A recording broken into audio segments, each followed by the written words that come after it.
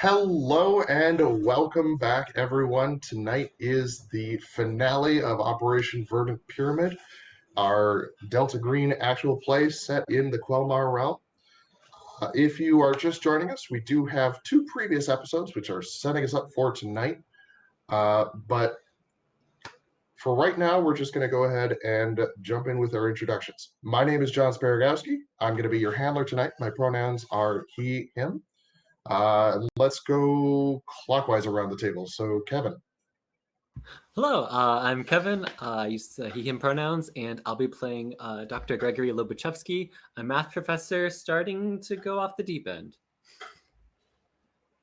Thank you. Brianna? Hi, I'm Brianna Tiborn. My pronouns are she, her. I am playing Natasha Carter, and she is a CIA operative with Excellent. a love of guns. Yes. Jonathan? I'm Jonathan, use he, him. I'm playing Dr. Paul Haddock, a pharmacologist who has kind of gotten in over his head. Yay! And Sarah Lynn. Hi, I'm Sarah Lynn. I use she, her pronouns. I am playing Agent Skylar Dupree, an NSA computer scientist who thinks all of this is just a joke being played on her. I certainly hope it isn't. Now, when last we left off, our crew had put in a phone call to the Coast Guard station near the Painted Cliffs in the Keweenaw Peninsula. And they had reached a Lieutenant Commander Sterling using the number that they found in Agent Trimaran. And unfortunately, that phrasing is in fact accurate. They found that number in his stomach. And Lieutenant Commander Sterling had told them about an incident where, when a particularly powerful and experimental radar station was tested, it activated something or agitated it. We're not entirely sure what, but it produced a large number of odd contacts out in the middle of the Lake Bay ocean thing to the west of the peninsula. And several Coast Guard cutters had been missing, all sorts of things like that. Parallel to that, our team had also discovered that Trimaran, or Charles Amherst as he was known to everyone else, was involved in several other investigations which seemed to be coming together at a particular nexus. These involved a particular piece of odd jewelry found at the bottom of a copper mine. They involved painting the Elder Sign on the side of the Painted Cliffs. Yes, a branch-like symbol, which, by the way, does anybody's character know anything about that? I think I did. I think I took 1d4 plus 1 sanity loss Yes, to understand that. Yes. So I'm 1 point above my breaking point. Okay, so we will come back to that in just a moment because I told you what it was. I didn't tell you what it meant. And the other thing that you all found was references to a cult meeting roughly 100 years ago in Calumet. And then you just found the same symbol carved into Gregory's office wall. Don't know how that got there. But the Elder Sign, as you sacrificed your sanity to discover its meanings, you broke certain boundaries within your mind, trying to find the hidden meaning behind this, and you realize that this is a symbol which has been used almost as long as humanity has existed as a ward symbol. uh, it has served to protect against entities and forces which the sources that talk about the Elder Sign do not talk about these entities that it protects against. We're not entirely sure why. You certainly don't know why, but source and ward are not subject and ward are never spoken of in the same breath. And for those of you in the audience, do please bear with my voice. I was suffering from allergies all day yesterday, and well, this is what you get. But I've got my tea, and we're doing our best here. But we pick up, and we are still on the phone with Lieutenant Commander Sterling. And Gregory, I believe it was you that was on the phone. Right. And you're wrapping up with this explanation. You're almost done, like saying your goodbyes, all that sort of thing, and you're about to hang up, and you hear a klaxon go off in the background of his end. Some sort of alert, and you hear him like put the handset to his shoulder, and in a muffled tone, you hear him ask, "Ensign, what's the situation? You're sure? You're sure? Well, verify that and get back to me. I need to know right now." Listen, what? I'm sorry, Officer Lobachevsky. Uh,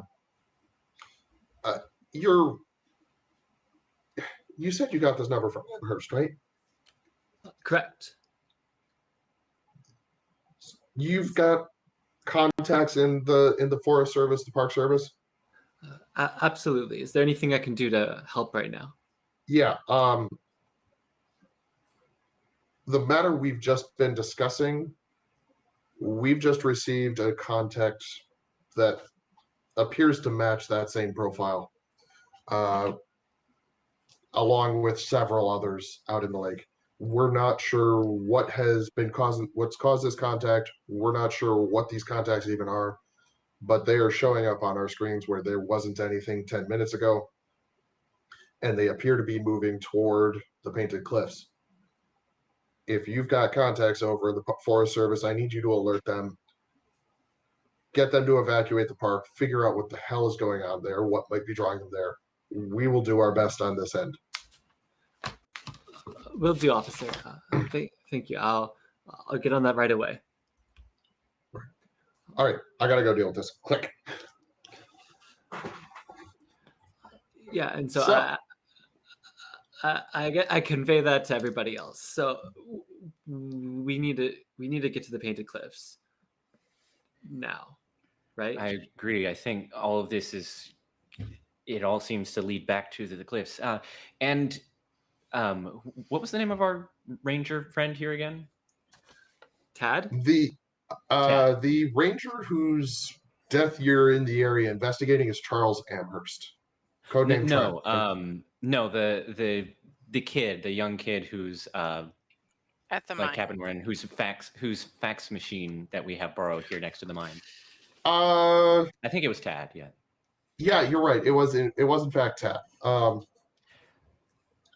You see actually on his badge or on his little nameplate it says Cooper. Okay. Tad. Cooper Tad. Great. Nope. Flip that. Tad Cooper. Yeah, exactly. That's what I said. Cooper Tad.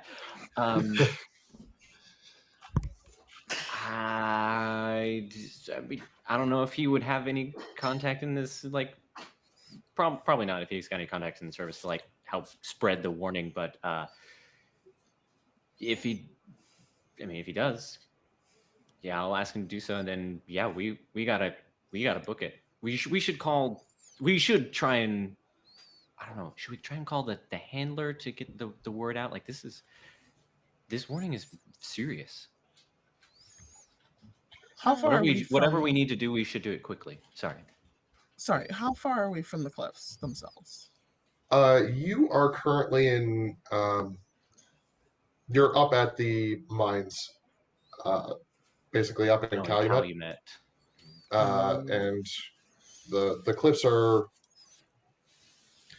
the area where you are pretty sure things are happening. At the cliffs is about a 45 minute drive. Gotcha. Yeah, we can try calling the handler and see if they can get some contacts. They seem to know a lot of people. And then we should, book it as fast as we can. It's not like we're doing any child abductions or anything. Yeah. Exactly. So this should be easy peasy for them. Of course. Who's gonna call? I called last time, so I'm not it. All right. As I see all the fingers on those. All right. I'll do it. It's fine. Yeah. And I will give a call. I think I've got one for this. Wait for it. Come on.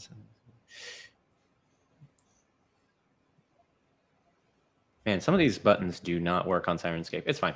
I was going to do a phone call, but it's fine. Yeah, I'll ring up the number. Yeah, you punch in the number that handler gave you at City Hall in Houghton, and you're going through the phone tree because she GAO said auditor, to ask please. for. Yeah. Yep.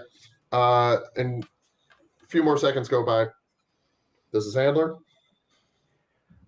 Yes. Hi. This is Haddock. There's something big going down at the Painted Cliffs. We just got off the phone with Coast Guard. All their alarms are going off. Something is headed from the water there. Whoever you can contact, the rangers, the parks, whatever. We're headed there now. Evacuation needs to be immediate. Yep. Roger that. We will get that evacuation mission out. We'll say it's some sort of storm watch or something. In the meantime, you need to get there and figure out. From what the report you passed over says, it looks like something this cult is doing is drawing these contacts to the Painted Cliffs. Yeah. So yeah, we need to stop that. Yeah, no, I agree. Oh, God. All right. Hopefully I'll talk to you again. Yeah, well. Yeah. Good luck. Click. All right, let's go. Now, the four of you had been in the ranger station at the cliffs, or at the mine, and Tad had actually wandered outside. And you see, when you come outside, a pair of pickup trucks. Old, one's a Ford, one's a Chevy.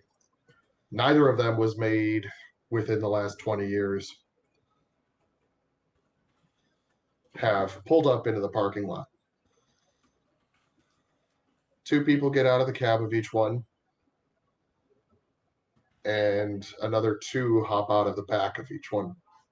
For a total of 8 men in flannel shirts, jeans.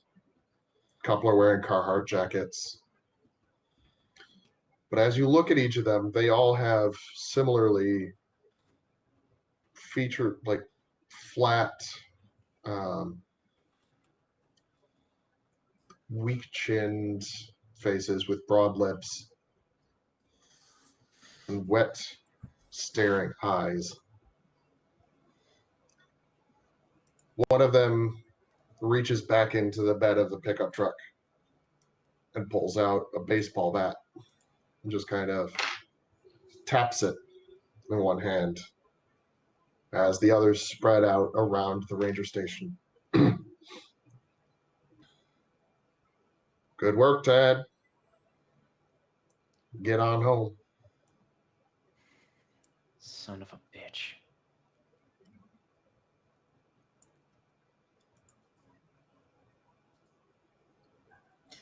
Are we the son or are we the bitch? I'm sorry, I didn't actually hear that. Nope, never mind. Don't worry about it. It was a bad joke. It was just a bad joke. Don't even worry about it. Chat, tell me what Bree said. Oh, God. I said, are we the son or are we the bitch? I just. All I see is one son I want to bitch slap right now, but no, that's fine. I immediately look to Natasha, like in a what do we do look.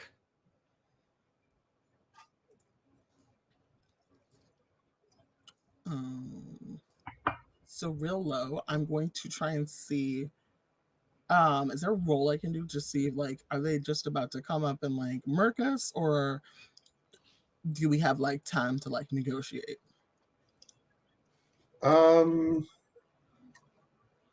Let's see. That sounds like that would be a.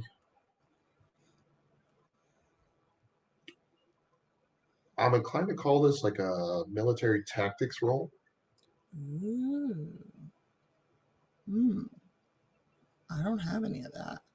So. Or possibly humans to read their body language. Human int. Yes. Cool.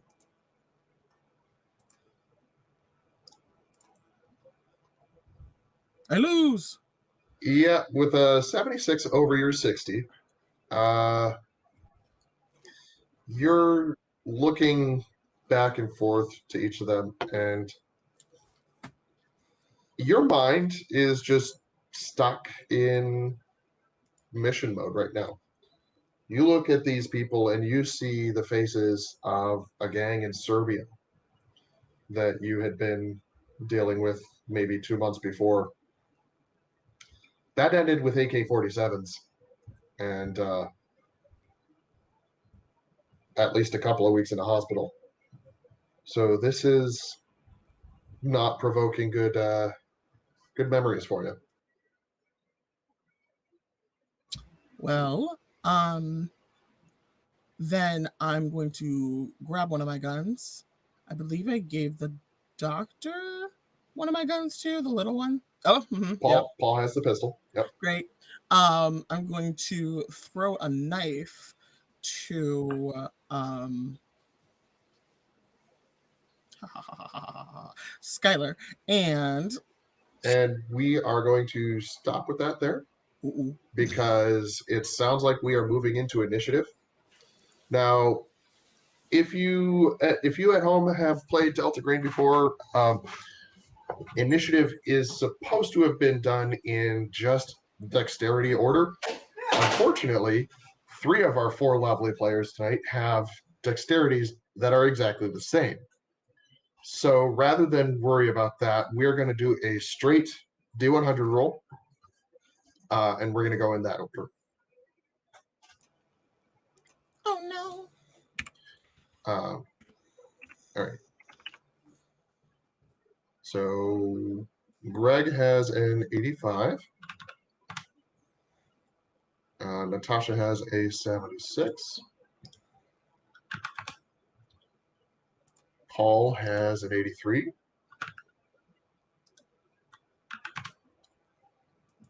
And Skylar? 43. Oh, there it is, 43. And because it's Delta Green, low is good.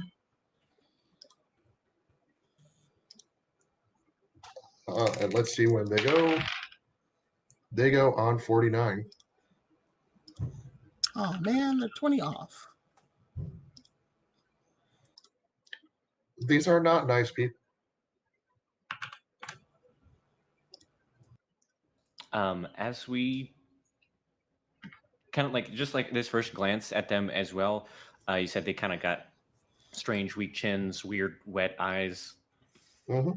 since feel like have that sort of sinking inkling feeling of what sort of, as weird as it like maybe what sort of things we're dealing with, can I, with Dr. I, see any like further details on that physical strangeness?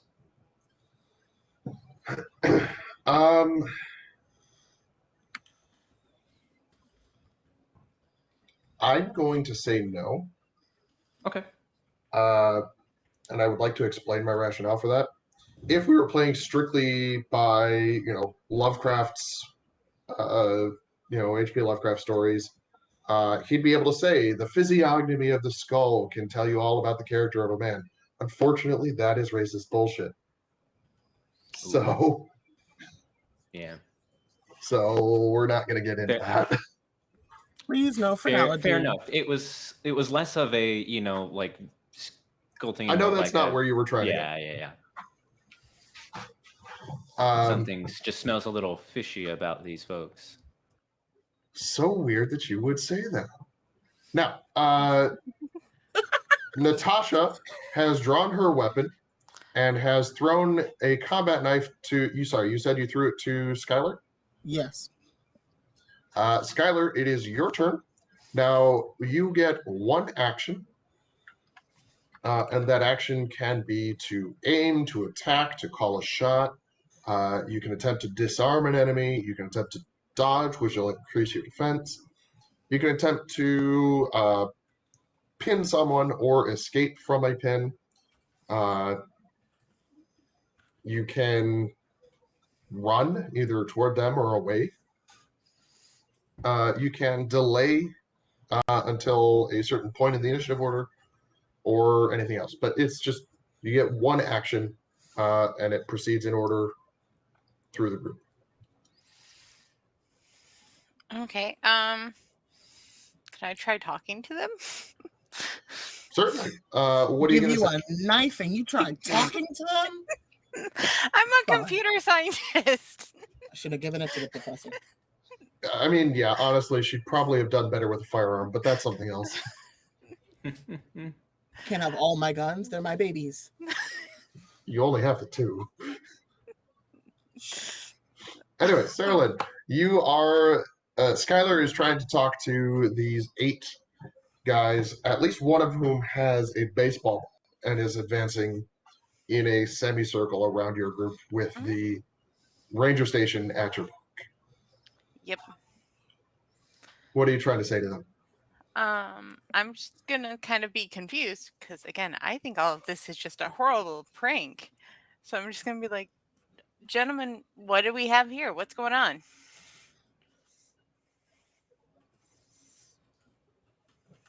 Heard you've been digging around in Amherst's old things. You didn't come to a good end. We're here to make sure you don't come to the same end. And what's the different end you want for us? Because you said don't come to the same end. You get to see the first light of a new world. Okay. You can't stop it. We won't let you. Who said I'm trying to? All right. I'm going to say that has consumed your action and theirs. Natasha, it is your turn. I would like to delay the shooting of their faces until they try to become violent with us. All right, so you're just stepping out until combat actually begins. Mm-hmm. Paul, you have an action. I would like to, not running back, but taking a couple steps back as I pull out the pistol and aim as my action, Okay. shouting, "It doesn't have to go like this. All you have to do is let us go." All right. So with aim, with your next attack roll, you're going to be adding 20% to your value. So whatever your firearm skill is, you add 20% to that number, and you're trying to roll below that new number. Right. Okay. Okay. Natasha, would you rather have said that you were aiming rather than readying? Yeah, I like aiming. Aiming sounds good. Okay, so same thing is going to apply to you. Now, Skylar is trying to. Everybody's got these names that are like. Well, actually, it's just you, Sarah Lynn. Sarah Lynn, Skylar, it's all throwing me off, but that's fine. You're trying to talk them down, and on one side of you, Paul is drawn down with his pistol. On the other side, Natasha has her assault carbine, which at that point probably was just an AR-15. They hadn't really gotten into the whole M4 nonsense by then. So yeah, you've got your AR-15 with your laser sight. Real quick, Natasha, which one are you targeting? Are you targeting the one with the baseball bat, or are you targeting the one that's talking? Or Baseball one of the bat. others? Baseball bat. Okay. Wait. Who's close? 3, 2, 1. You're targeting the closest one? Okay. Okay. The closest one is not the one that is talking or with the baseball bat, but he is the closest one, and that has a virtue all its own in combat. Greg, you have one action. Who has the van keys? I'm going to roll a percentile. Kevin, you're in the first quarter. Natasha or Bree, you're in the second quarter. Jonathan, you're in the third quarter, and Sarah Lynn, you're in the fourth quarter. That is a 67. Paul has the van keys. Right. I'm going to shout keys, and I would like to use the move action to sprint and hopefully grab the keys from him and get into the van, or as close to the van as I can. All right. Skylar.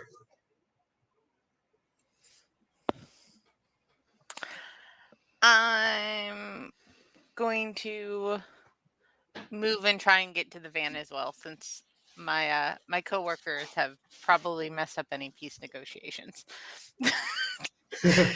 that is totally fair. Whoopsie. So the one with the baseball bat is going to move toward Paul and Natasha. And one of them is going to try and grab Greg, and one of them is going to try and grab Skylar. As basically, you have to run past them to get to your van. Excuse me. So this is going to be.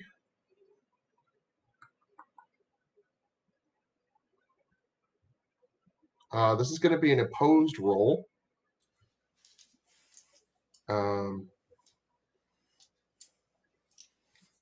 Unfortunately, I'm having to look this up myself. So this is going to be unarmed combat if you have that skill, or a strength roll if you do not. The good news is this is not a success failure for you. It is an opposed roll. So Kevin has rolled an 81 for Greg, and his opponent rolls a 26. He has grabbed onto Greg's arm and is like yanking him. Like Greg is running past him. He grabs onto his arm and yanks him into a turn away from the van. Quick question. Is he yanked or is he yeeted? He is not yet to yeeted. He has not let go. Okay. Sarah Lynn, what's your roll? I actually rolled a 40. You rolled a 40. Your opponent gets a 51. So you do make it to the van, and it is unlocked. You left it unlocked. However, Greg has the keys, and he just got pulled away. And I can't try and hotwire it this turn. No. Well, you might be able to on your turn. Okay. Natasha, what are you doing?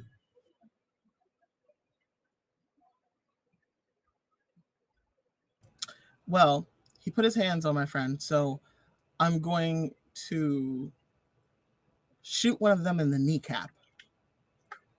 That sounds an awful lot like a called shot to me. Yeah, sure. So this is going to be a firearms shot roll. Let me make sure I'm actually saying the correct skill here. Yeah, it's going to be a firearms roll, but it is going to be at a -20 penalty.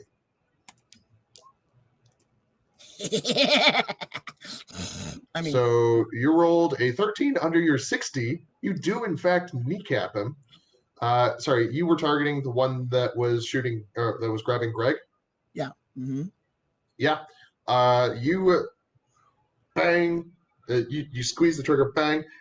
His leg flies away from you at an unnatural angle. Greg, you are now free as he has let loose a scream of pain and crumples to the ground next to you. Paul, it is your turn. Does it sound like he's underwater when he screams? Not quite. Yeah. I mean, I guess I'll. Yeah, I'll shoot baseball bat guy. Okay. Are you doing a called shot or just going for center mass? Just going for center of mass. I do not have the training for a called shot. Natasha just shot someone with her rifle, so I'm just like, ah! Okay. And I'm sorry, Bree, I actually realized you should have just had a flat roll with yours because it's a -20 penalty for the call shot, but you had a +20 for the aim the turn before. Either way, you still succeeded. But Paul, you also have a +20 for aiming, so go ahead and roll. Yeah. Oh boy, we can try. So my rating for this is going to be 40. Okay. And that is an 11. So that's a critical critical success. All right. So it has been a long, long time since you spent any time on the range this was like back in your initial training with the CIA that you spent time on the range. But you remember the sounds of the range officer saying slow is smooth, smooth is fast, squeeze, don't pull. You line up down the sights and you pick out the man's third button right in the center of his chest. You squeeze the trigger and you see him fly back and just land flat on his back as a growing red stain spreads across his chest.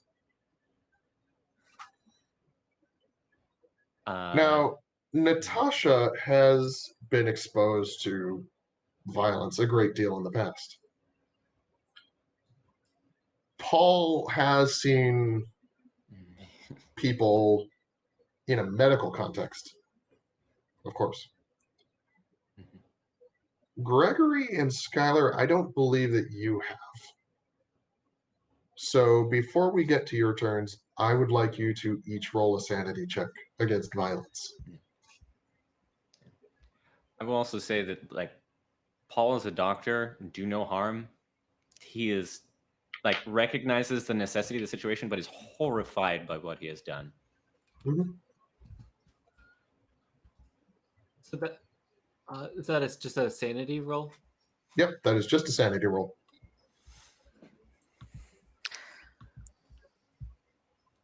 I got So, an go ahead. 82. And what is your current sanity? 55. All right, so with an 82 over 55, you have failed. Greg rolled a 3 under his 33, so that is a success. Greg, you are head down, focused on escaping, getting out of this.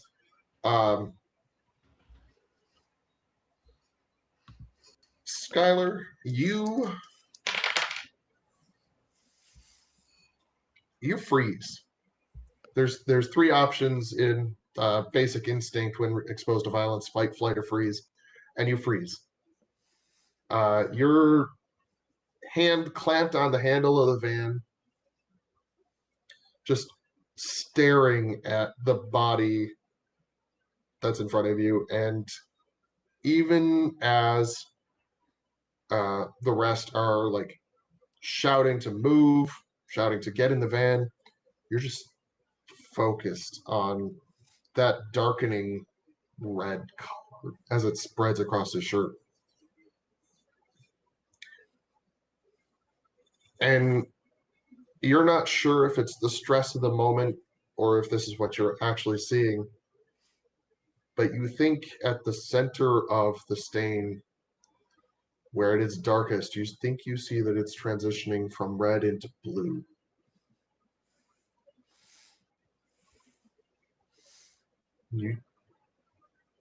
You blink for a moment, and now it just looks dark red to you.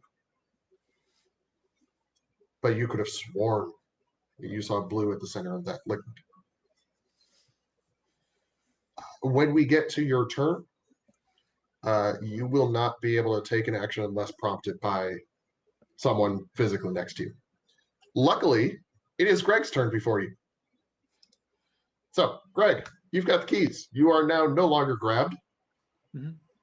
How far away am I from the van?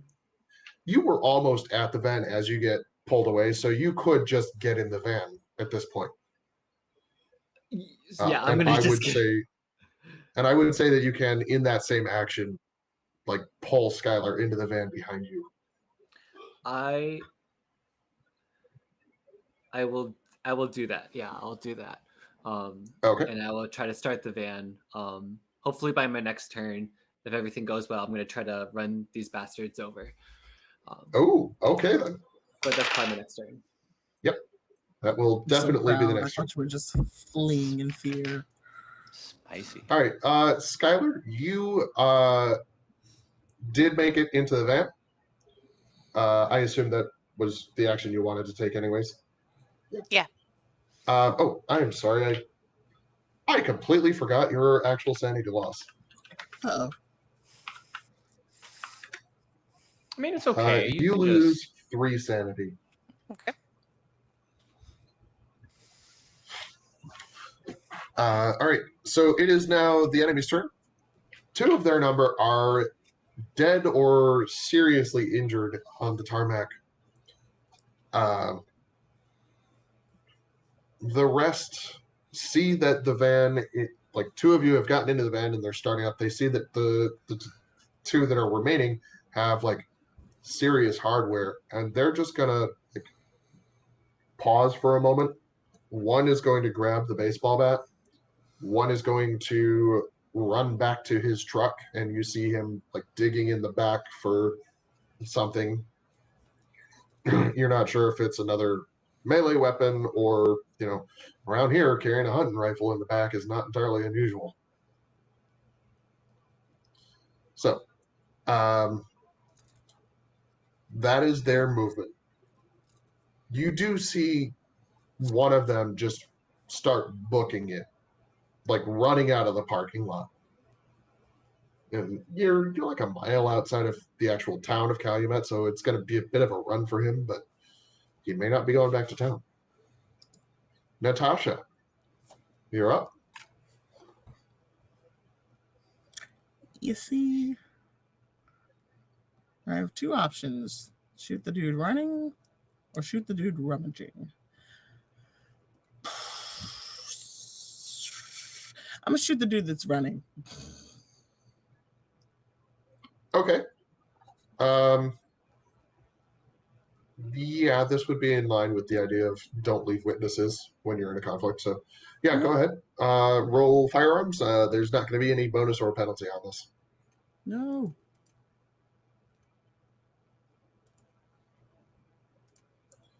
with a 14 under your 80, you are able to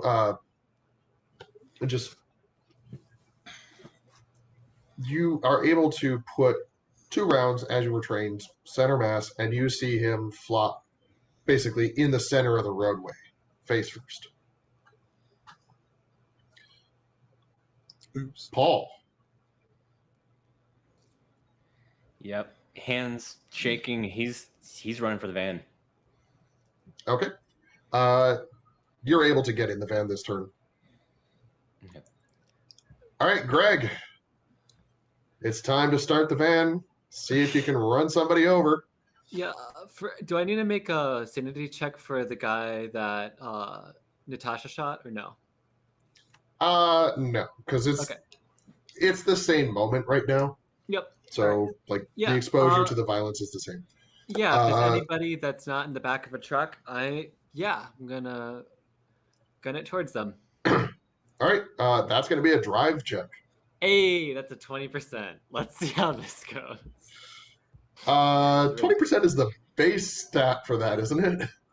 Yes, it is. Okay, that's going to be great. Yeah, so let's see what that is. A 15. Y'all are rolling hot tonight. All right. Yes. Yeah, so you see there was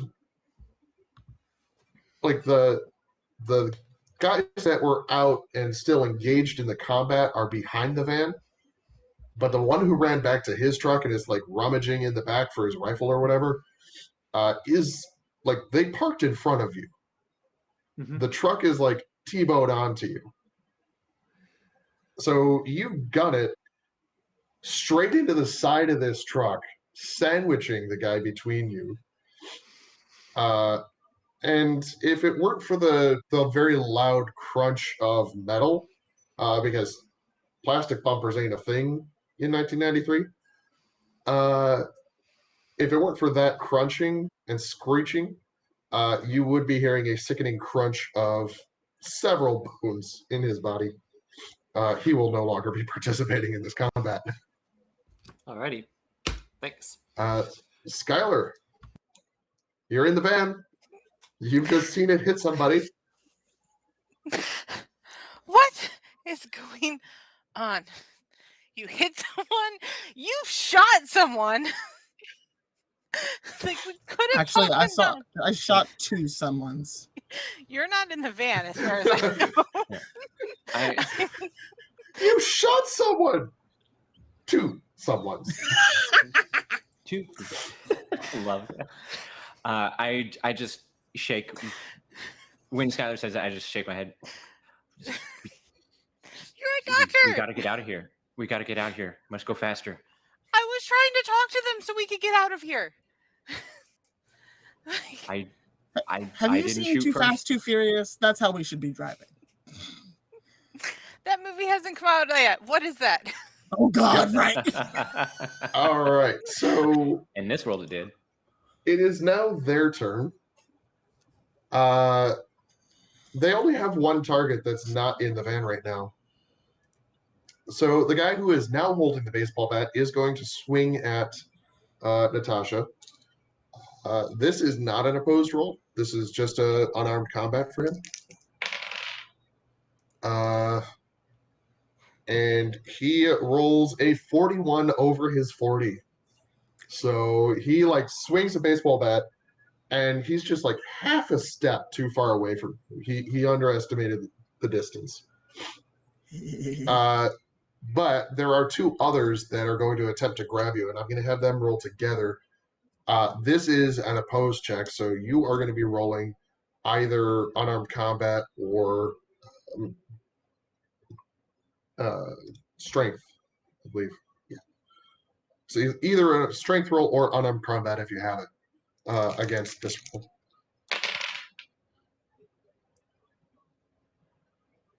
So you rolled a 76 against their 20. They like one managed to get around behind you, comes up and like grabs you around the top of the shoulders and like pins your upper arms. The other like brings his hands down and just latches onto the gun and just kind of points it in a direction. Like if you're here and he's here, the gun barrel's pointed off to the side, and you're still holding onto it, but he is also holding onto it as well. But it is your turn.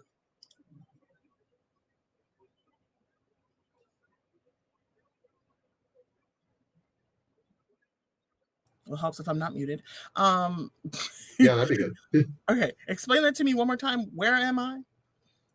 So you are about 20 to 30 feet away from the van. Gotcha. You've got one guy behind you with his arms in a bear hug around the top of your shoulders, like pulling your upper arms down.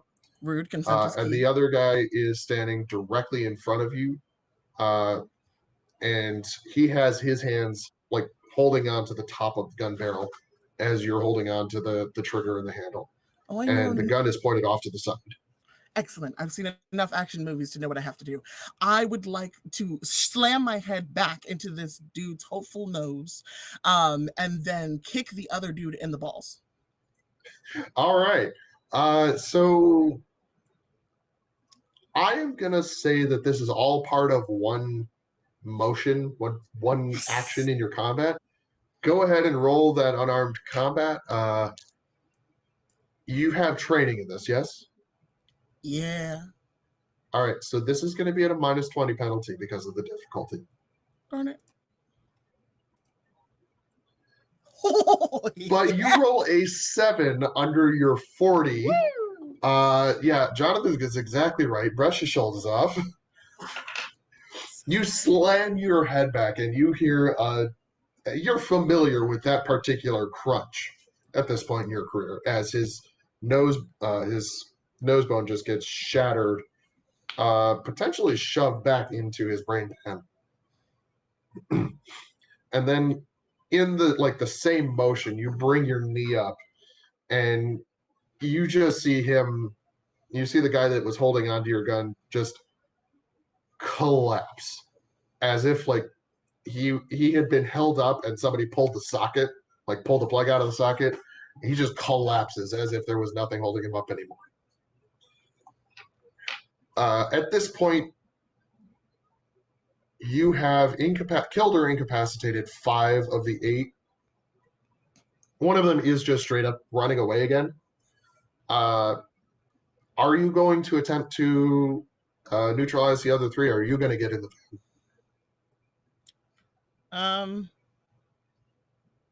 I'm still with the keep no witnesses sort of thing. So yes, I'm going to neutralize them. Okay, so we're going to stay in combat. Paul and Skylar, you are currently passengers in the vehicle. Do you want to still be in the initiative order? Or do you want this to just be the van takes a turn, Natasha takes her, and the enemies take a turn? I'm okay with the van taking a turn because Skylar would probably just be like, "What is happening? Like, why? Yeah, What happened like here?" you're still shaking off that freeze moment. Yeah, I think unless there's something very specific that I can do to help, like throwing open the door for Natasha to, it doesn't look like she's backing down, but if she wants to like jump in, that sort of thing, then I will. Otherwise, yeah, nope. If Natasha feels like you guys want to leave, like if you throw open the door and like try and like grab Natasha, then she will give in. But if we're staying, then I'm gonna neutralize the situation. Yeah, I mean, it looks amongst the myriad of other, horrific thoughts of what he's just done and going in his head, like it looks like Natasha is in control, and so definitely going to defer. Paul would defer to you. Okay, so you do also have the option of like hanging out the passenger window and doing a drive. You still have your firearm. It's true. That dude is still rummaging around in the back of the truck, right? No, he is crumpled on the ground. Parts of him are stuck to the front of the conversion van. Oh, that was the one that you. Gotcha. Yeah, I'll just aim at the closest dude, bro. out the Okay. window. All right. Keep an eye on when we get to your turn next for that plus 20. I'm Greg. after that dude, bro. So there's just He's a jabroni. And Sarah Lynn is taking Sarah's sanity loss, not just Skylar. so there's a guy running away. There is, in fact, a guy running away. Floor towards him. Oh, God. Roll me a drive check. Okay, Floret. All right. Oh, my God. With a 2 under your 20, you slam your foot down. You crank the wheel over to get In past the reverse. trucks. Yeah. And Paul and Sarah Lynn, you're like focused on what's going on in the parking lot, and all of a sudden you hear a thump thump as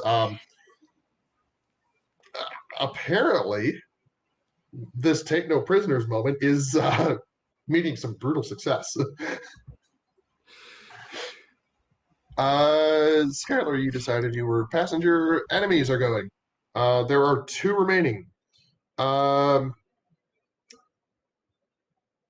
Baseball bat guy is going to take his swing at Natasha. And with a 93 over, does not matter what his skill was. Yeah, he's like barely holding it together. So when he swings at you, he just lets go of the bat and it goes flying off into the grass. The other guy is going to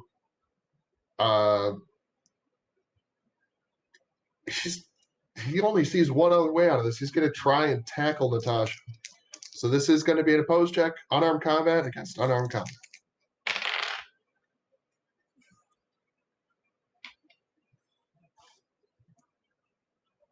So you rolled a 76. It's not great, but it's better than his 79. I mean, So he comes in and, like, looking at his physique, it would make sense if maybe 5 or 10 years ago he was the linebacker on the football team. He's got that 300 pounds, broad chest, wide shoulders, and he gets down low and he comes at you. But you've seen this before, and you are able to just direct off to the side, and he's not able to turn fast enough to focus on you. It is now your turn.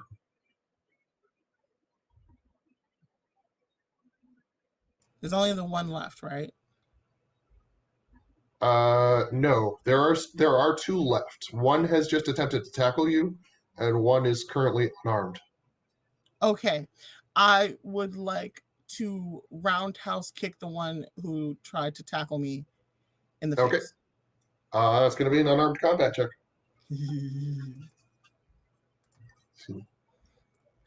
It works. Wow.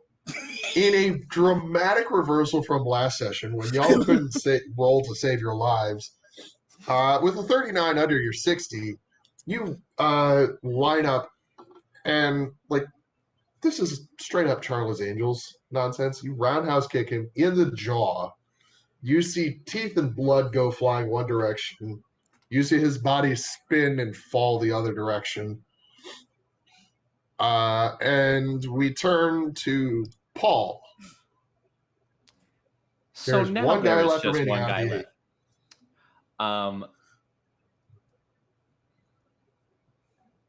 I'm going to point my gun at him. You're like hanging out the window of the van. Yeah, point my gun at him. Tell us what you know, or you're last. Ooh, okay. That sounds like you're trying to intimidate somebody. Let's see.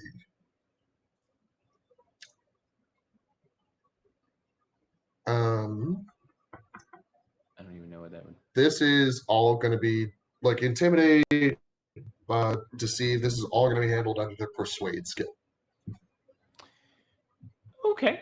It's okay. And I'm going to give you a 40% bonus on this. Ooh, because, like, okay. his internal monologue right now is, "Oh fuck, oh fuck, oh fuck, oh fuck." Okay. Then Oh, that and will there goes our bring. PG-13 rating. Oh yeah, It we only got reminds, one of those. it reminds We'll me be of that Yep. Batman video. Yeah, exactly. We'll just get a quick little on the rest. Yep. It's fine. Should have given you some warning. All right, so so that plus 40 brings me to 80.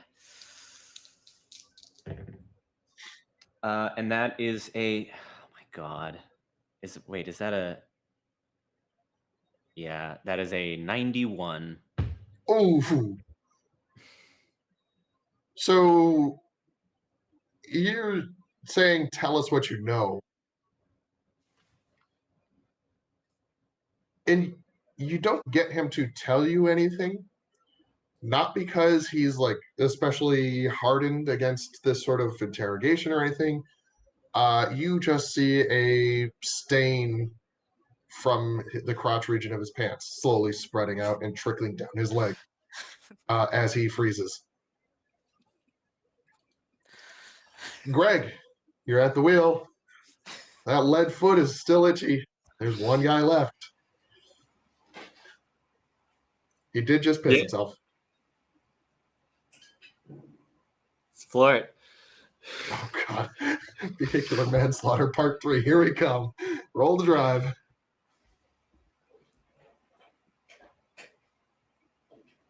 Okay, so this parking lot is like really loose gravel, and up until now you've been traveling very slowly, so that when you turn, like even if you're making a sharp turn, you've been able to maintain traction. Unfortunately, you just rolled a 91 over your 20, and you try to whip the van back around to go after this guy, and you just slide. And you slide out across the road, and you feel the back wheel go into a ditch on the far side of the road. Now you think that you might be able to get out of this ditch fairly easily, but you're not going to be charging him down in the next turn. Right. Skylar, you are in the van. Like, what the hell is going on? Lots of He's swearing coming from the he's back of got the his van. hands up, standing in the parking lot, surrounded by the 7 bodies of his dead friends or colleagues or fellow cultists. We're not entirely sure what their relationship was. They might have been cousins. Natasha.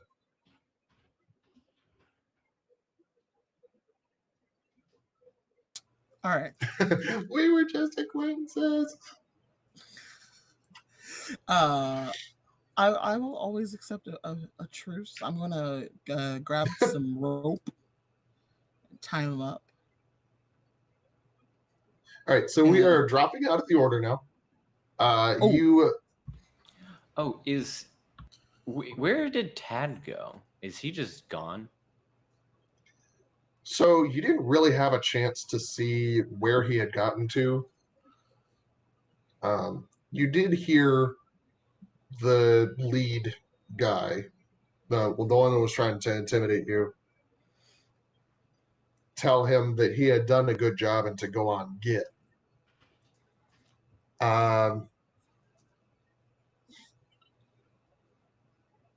Tad has, you now see, he had like a Honda Civic, like a 6 or 7-year-old Honda Civic sitting in the parking lot. That was apparently his car, and you now see that hauling ass down the highway away from you. Someday, Cooper Tad.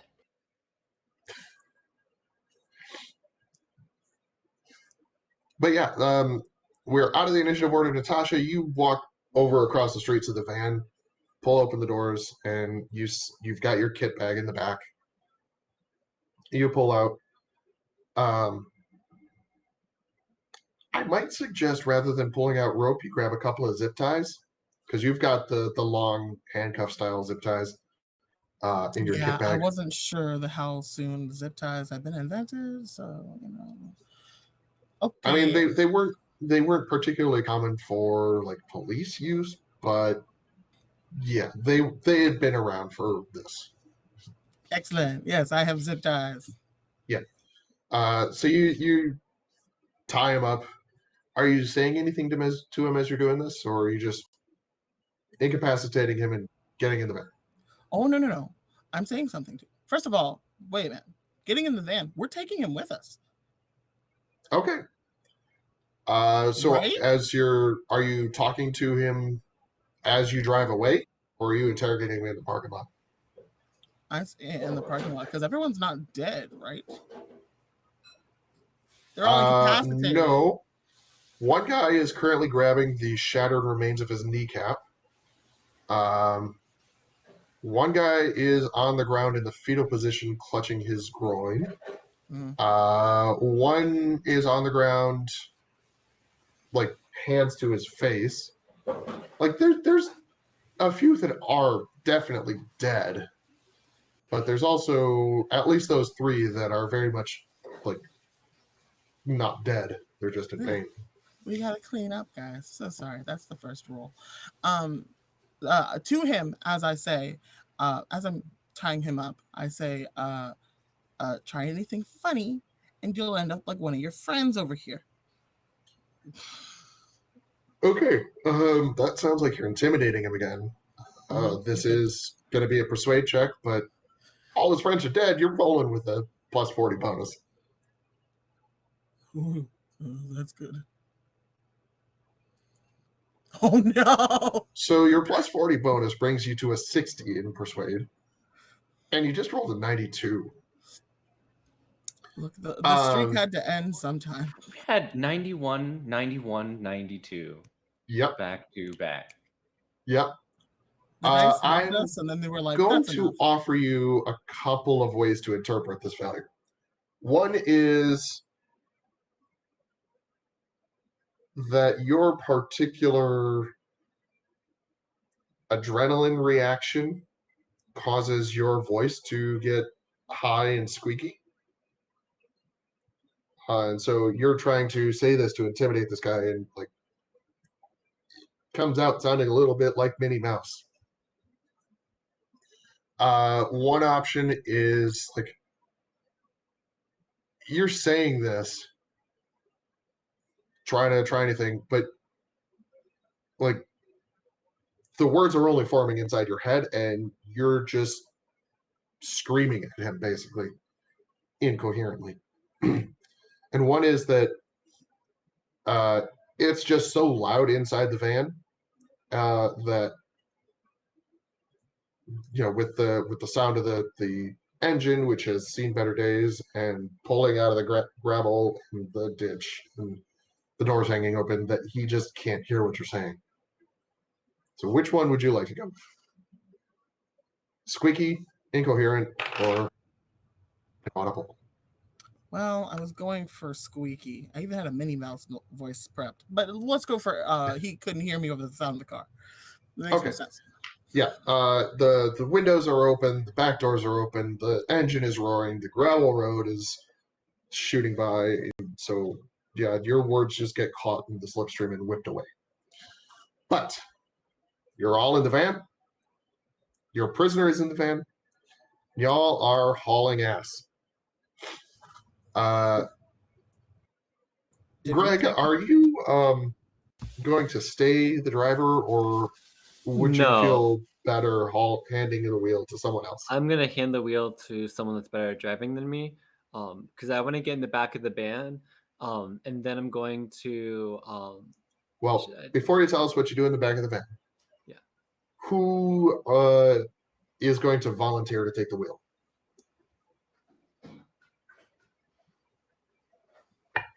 I think Paul might, because he does not want to help with this interrogation and he wants to focus on anything else other than what he has just done. All right. So, Paul, I'm going to need you to make a drive check, and this is just going to cover the entire trip to the Paint Cliffs. Actually, before I volunteer that, does someone have a better drive skill? Because I've just got the base 20. No, I didn't put any Oh boy. license. All right. in- Now in let's. job. Nobody feels like they let's need to do this. drive or persuade things in a modern setting. Why would that happen? I'm got decent persuade. Just. Yeah. Look, it Just was not be enough better at needed. firearms or persuade people. I figured if I had a gun. I Yep, speak okay. Russian. Scene 81. 81. Okay. So a failure here doesn't mean like you go careening off the road. It just means that um, you're not getting there as quickly. This is a fail forward situation. And I'm inclined to say that over the last couple of days, you've been driving this van as the primary vehicle for your team, and you're just out of gas. You are able to get to a gas station and start filling up. It's just you didn't need this delay on top of what had just happened back at the site.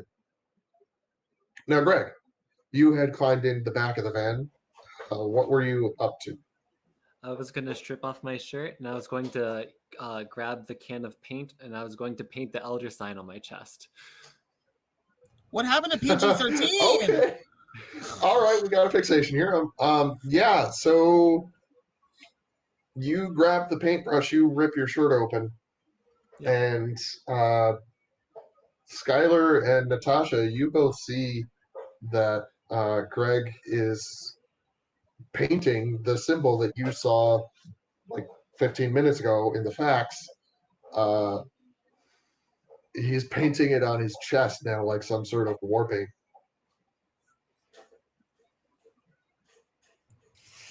Hey there, buddy. What are you doing? What you doing? Charles Amherst died with going crazy after some sort of thing got to his front torso. If the elder sign is a ward, this is probably going to do jack shit, but it's better than nothing. How do you know it's not like being like target on your chest? Like, hello, here's the symbol. Come and get me. Like, Amherst was against what the cultists were doing before whatever happened to him. I trust the old Amherst. I don't trust whatever made him do the terrible thing to himself. I'm not asking anything of you. I'm just doing this for me, just in case it helps. Okay, honey. Whatever helps you sleep at night. you've Paul gone just insane. silently rolls down a window to let the fumes out.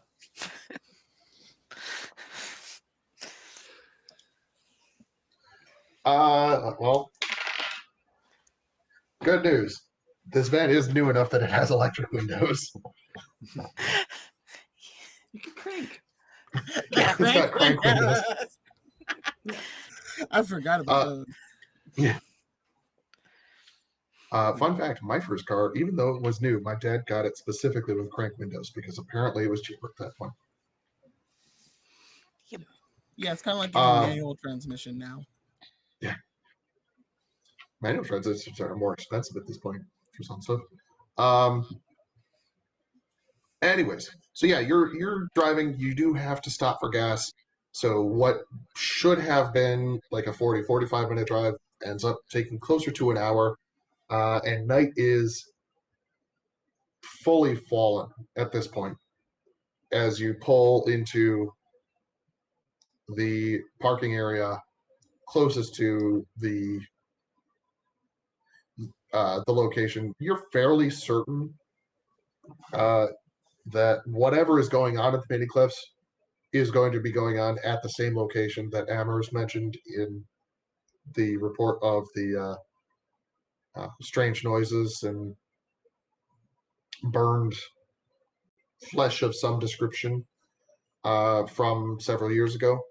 You're fairly certain that if that was an important site then, and this stuff all relates back to Amherst, it's probably still the important site.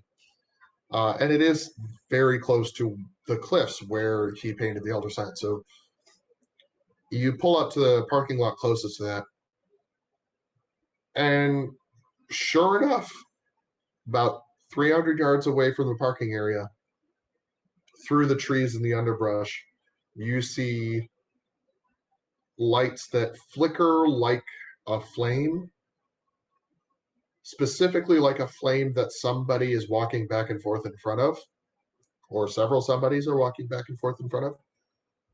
But the light is this bluish green color. I'll kill the headlights. Kill the headlights. Hey, is the van still running? I think we shut it off. Or Right? yeah, just turn. I can just if we're stopping, yeah, I'll turn it off. Yep, you kill the van. Natasha got extra gun.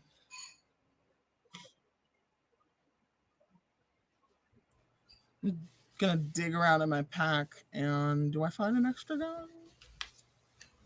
High or low? Oh, for the love of Pete. Low. A 9. Yay. So one of the preparations that you made as you were pulling into this town, like you've got your standard issue, your assault carbine, and your pistol. One of the other weapons, or one of the other preparations that you made as you were driving up here was you stopped by a sporting goods store and you picked up a sporting semi-automatic shotgun and just a box of shells for that, specifically birdshot. So like this is probably going to be incapacitating rather than directly killing. Still has the potential to kill somebody, but yeah. Who are you giving that to? Well, let's see. Doc is shaken up and already has a gun. I'll just give him more ammunition. Skylar has a knife, and I don't think would kill a deer if it ran at her. And so that leaves Professor. All right. Greg, do you have any training with firearms? I do. I have a 60 in firearms. So What? my mom is an actuary, so I know I shouldn't own a gun, but my dad was a libertarian. Woohoo! Okay, yeah. All right. Very quickly, I am going to pull up the stats for these weapons so that you have them. While I'm doing this, why don't you go ahead and talk me through your plan for how you're going to approach this?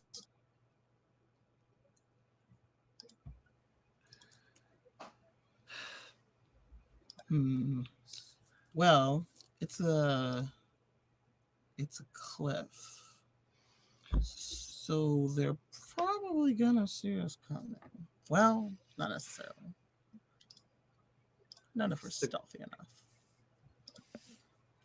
Go in guns blazing. Go and try to take out the fire. Is the fire the key goal, or is the people the goal? Both. You all were pretty violent earlier today. And I feel like prior to stopping whatever is drawing these things here, if we can do some sort of distraction, get past them, that may be quickest. I don't know. Like draw them away from it and like away from what they're doing. Yeah, like they look like they're guarding something, so probably antsy to go, mess something up, and we just need to make sure that thing is not us. It sounds like we need bait. Are there other vehicles in the parking lot? His eyes turn Yes, to our tied friend. You see several pickup trucks, several older sedans. You see one new minivan with a baby on board, sticker on the back. Not the baby. How about we put a brick on the gas pedal, send our van off the cliff. That'll get them distracted. We can take one of their cars back after we finish this off. Or set off a car alarm. Oh, okay. Yeah, that's probably a bit easier. Or set off a lot of car alarms and some fireworks. Fireworks? I don't know why I have fireworks in my pack, but I do. So, what is wrong with you people? okay, so it lists fireworks. Think of that more as like a flashbang grenade. Oh. Good.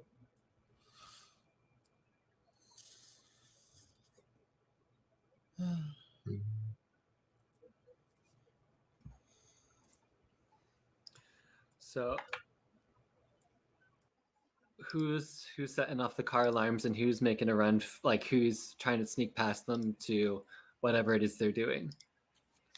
I'll set off the car alarms. Who's fast and who's stealthy? I am neither of those things. I'm definitely not stealthy. Same. I'm I not am stealthy. stealthy. Okay. I've got I'm a stealthy, baseline for both. stealthy-ish. Stealthy-ish. How do you know if you're fast? Athletics, I would guess.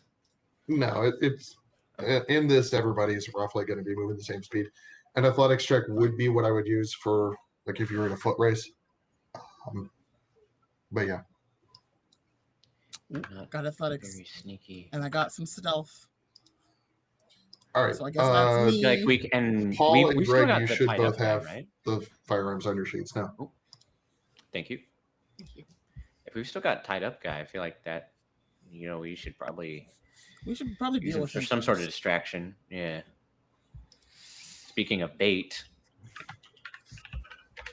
Ooh. All right. So what I'm hearing is that you'd like to either, if possible, drive a vehicle off of the cliff or set off car alarms in the parking lot as a distraction.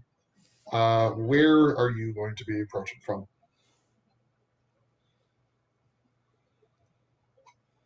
so is this the light and the shadows that we're seeing? That's like at the base of the cliff, basically.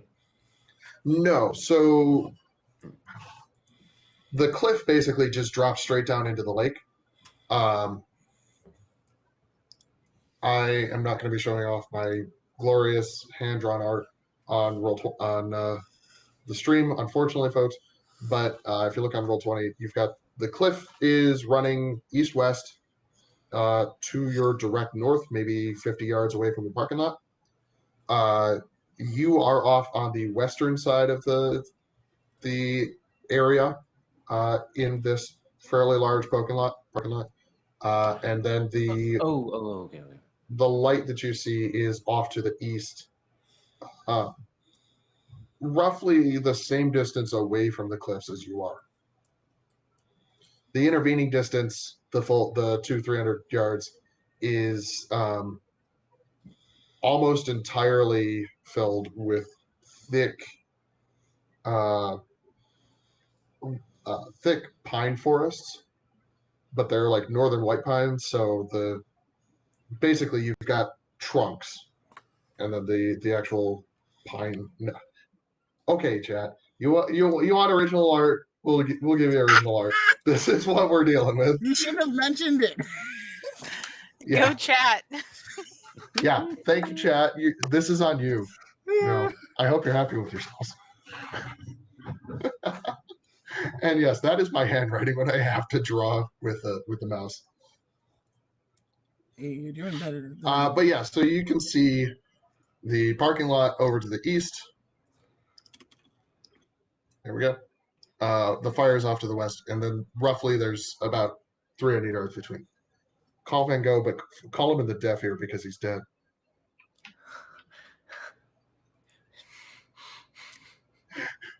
Rolling right on past that. Yep. All right.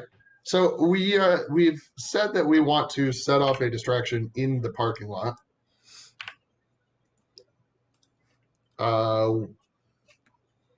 Where are you positioning yourselves? I'm getting close to the cliffs, like here-ish.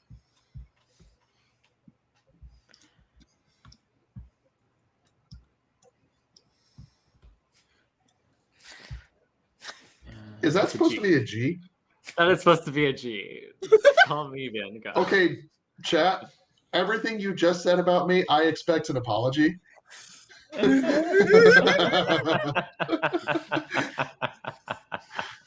Oh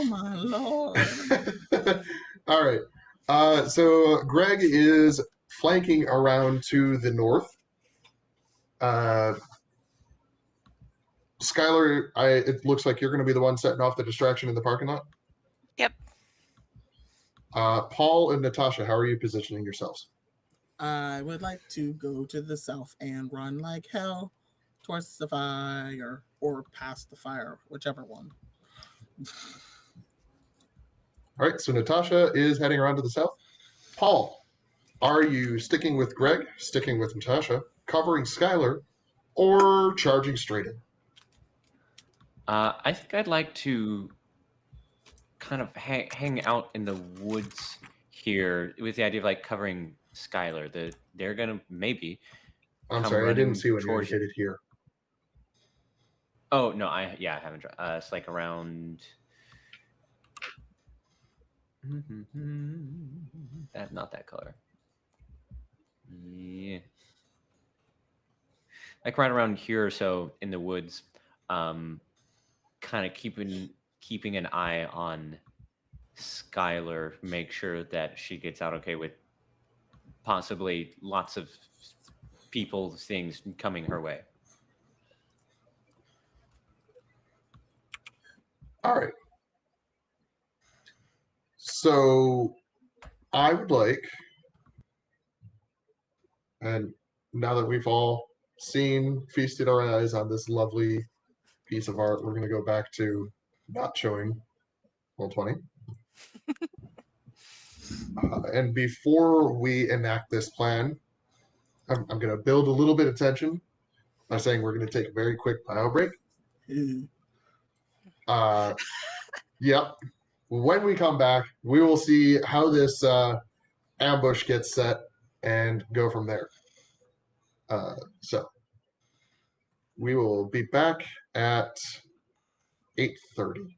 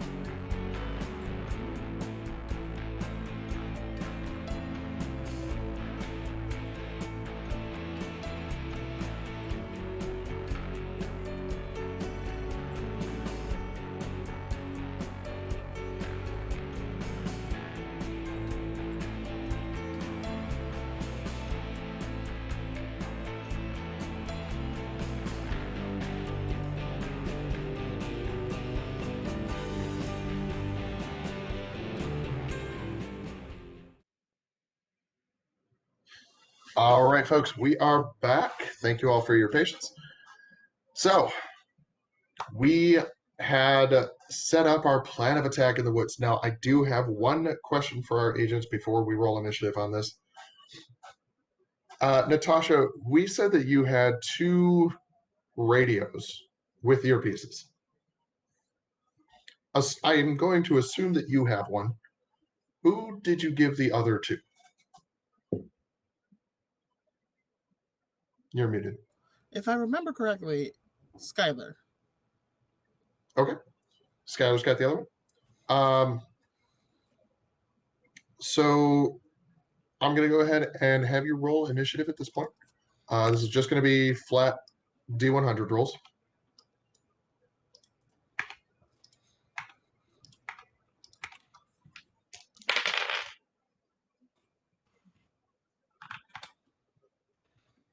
All right. Greg has rolled a 17.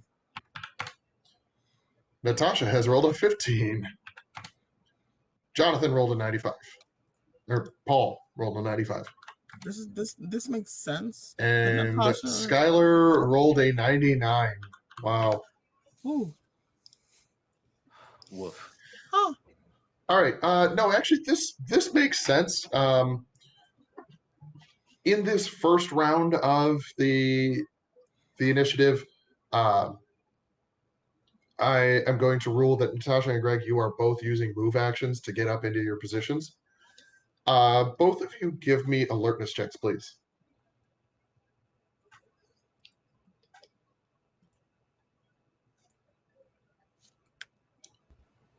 So, Greg, with your 62 over 40, you are focused on, like, you know that you're not necessarily the most athletic, the most stealthy person, and you're also in the grips of your, like, you know that just below you on the cliffs is that gigantic elder sign, and like being so close to a symbol of such power is distracting you. Like you're trying to focus, but it's right there. And if you could only just see it, if you could only just gaze upon it. But no, you got to focus here. You don't notice much of what's going on. Natasha, you with your 18 over 70, you've got your tactical training assessment. You're focused on what is going on, not just in the woods directly ahead of you, but you're trying to understand the entire tactical situation. And you're able to pick out maybe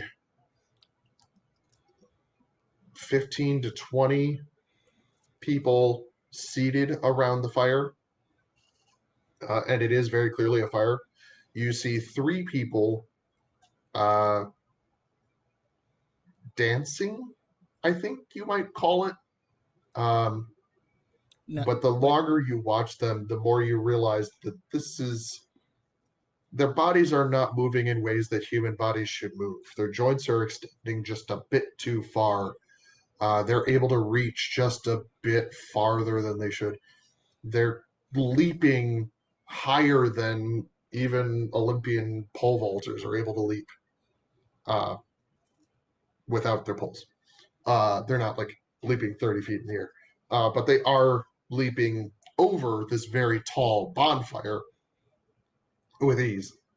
And you hear them, you hear all of these voices chanting in this language that you have never heard before, but somehow it strikes you as familiar. And you can't quite make out the words yet, but as you get closer, you think you might hear it. And the other thing that you see on the north side of the fire, the side closest to the cliff, facing away from the fire, facing toward the cliffs, you see a man. Hopefully, it's a person, a human person, standing in white robes, arms spread wide, with a golden headdress Mm-mm. that it's somewhere between like a bishop's mitre and a tiara. And your first impression was that it was gold, but with the light reflecting off of it, it's reflecting more green, and you're not entirely sure if it is actually gold. It might even be shining a little bit in the moonlight. It is definitely a strange golden alloy that's composed of. But he appears to be the one that is leading the chant. And you do see that it is a roaring bonfire behind him, flickering with blue and green and turquoise flames where there should be reds and oranges and yellows. And to the south side of the fire, you see tied up a bundle. And you're not entirely sure if it's the firelight or you're actually seeing this, but you could swear that you see it move.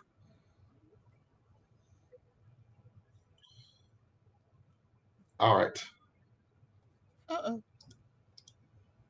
So we come back to the parking lot where Skylar has readied. My guess is that you're sitting in the van and you've like positioned in a way that with very little steering, very little effort, you can just slam the van forward into two parked cars, set off those alarms, and then get out and either run away or drive off, whichever's your choice. And Paul is not too far away from you, like on the edge of the parking lot, probably still within your line of sight. And you see him give you a signal that the other two have moved into position. Okay, then I'm going to gun it. And then, so on the other side of the parking lot, is that more woods or is that an opening? There's, for maybe another 150 yards, um, there's a small, like, grassy clearing with a couple of picnic tables and chairs set out, a couple of trash cans. But then beyond that, yes, is more woods. Okay, then yeah, I'm gonna try and gun it and then run for those woods on the other side. Okay. So you slam forward. You've got your seatbelt on because that campaign was still active, and you feel it like pull tight against your chest as you slam forward. The airbag goes off and wham, slams you in the face. And in the for a moment you lose sense of where you are, what's going on, because getting hit with a an airbag is not a subtle thing. But then your senses slowly come back to you, and you hear the cacophony of car alarms going off around you. And you unbuckle, push open your door, and you're off.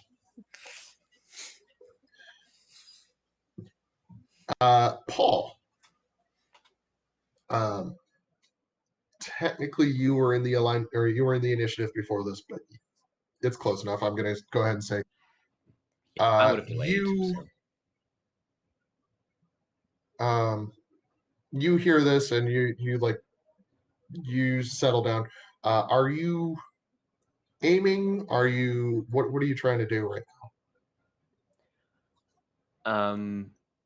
Can I see, like, was the distraction a success? Like, well,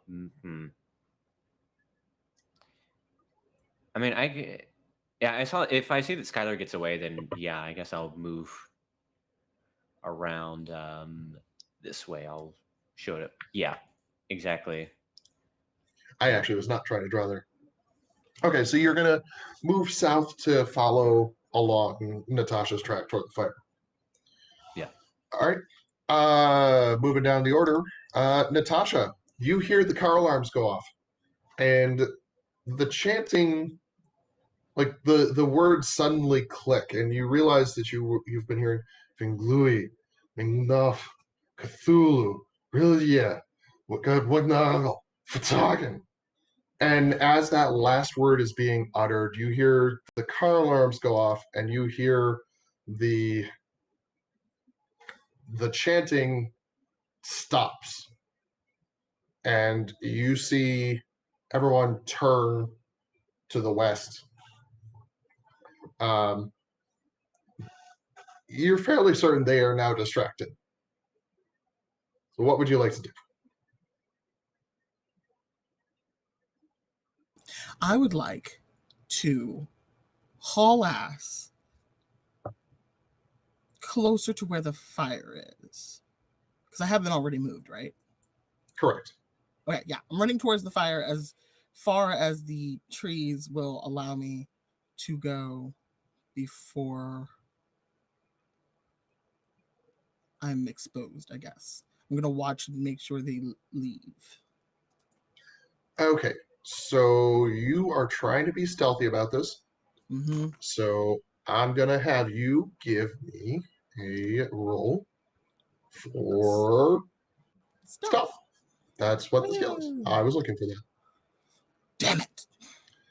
So with the 67 over your 50, ordinarily that would be a failure. Ooh. However, I neglected to mention you are working with a bonus, 20% bonus, because they are thoroughly distracted. Aha. So that is a 67 under your 70. You succeed. You are able to get up next to the fire. There's maybe 10 feet between you and the sitting rank of cultists. It's pretty clear these are cultists at this point. Give me an alertness check, as I'm guessing your first glance is going to be at the bundle that you thought was moving. Yes. So go ahead and give me an alertness check. Why? So you are focused on the tactical situation around you. Like you're trying to maintain situational awareness as you're also investigating this bundle. And you look down, and again, you're not sure if it's the firelight or what, but you see something wriggling where the head would be.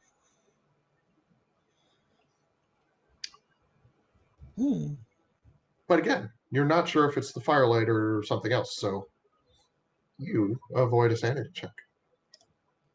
Mm-hmm. Greg, you are running along the cliffs. You hear the parking alarm goes, the parking alarm, the car alarms go off in the parking lot behind you. Is it like, are people starting to rush by, in which case I would attack them, or if people aren't starting to move yet, I would aim, but I'm not sure what's going on right now. They have not yet had an opportunity to respond yet. This is in the moment that the car alarms go off. Okay, I'm going to aim then. You're aiming? Okay. Yep. Now they're going to go. And Natasha, you're the one that's closest to the firelight. The cult leader turns back toward the fire and points off in the direction of the parking lot. And in a voice that you remember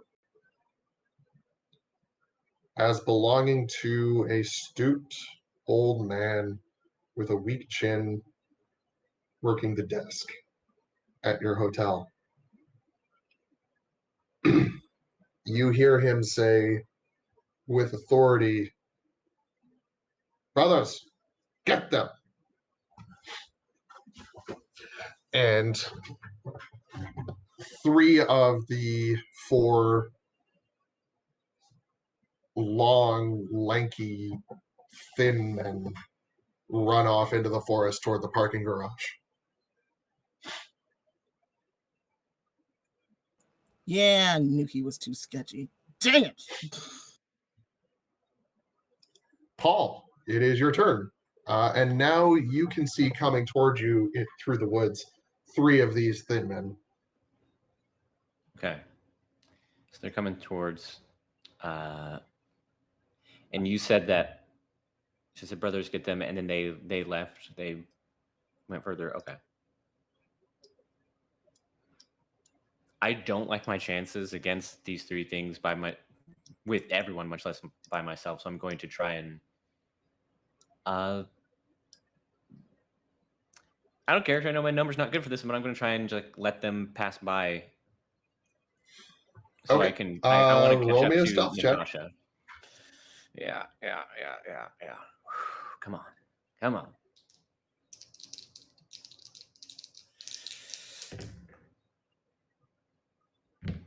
That is a critical failure. 55. Uh-oh.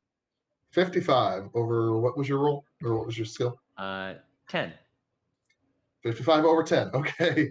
Yeah, you're a doctor. You're not used to having to hide. And one of the thin men is running just past you, and you think you have like ducked down behind this log. But in the act of ducking down, you put your weight on a different part of the log that wasn't supported. You hear his snap, and you land flat on your ass, and you see this thing's head whip over to its left and point directly at you. And you see where you would expect to see like the light from the fire and the moonlight reflecting on his face, you see that, but you also see like discs in its eyes, like reflecting the moonlight as if you were looking at like a cat's eyes. Oh. Excellent use. Well done. Skylar, you have set off the parking. I keep saying the parking alarm. The car alarms in the parking lot. And you are well off toward, like, you're almost all the way across the picnic area at this point. And you were able to hear like the faint traces of the chanting. You have heard that stop, and you've heard the shouts of "get them," stuff like that behind you. What you doing now? Gonna try and hide. You're gonna try and hide. So yeah, I'm gonna say you're close enough to the woods on the far side of the picnic area that you're able to get there and try to hide in this action. So go ahead and roll me a stealth check. Okay. 8 over 10. 8 over 10 or 8 under 10? 8 under 10. Like 10 Okay, is you my succeed. yes. That was a tight one, but Ooh. you like you can see like the one that reacted to Paul, the thin man that reacted to Paul was one of the last ones.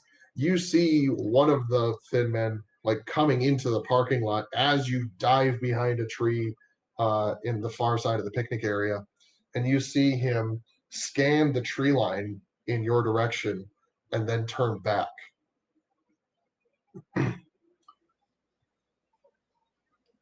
Yay. Yeah. Whew, that was close. Natasha, 3 of the thin men have run off. One of them is still around the fire. The cult leader is still around the fire. And there's still somewhere between 15 and 20 cultists. Some are still seated. Some are getting up to a standing position, but they are still all around the fire as well.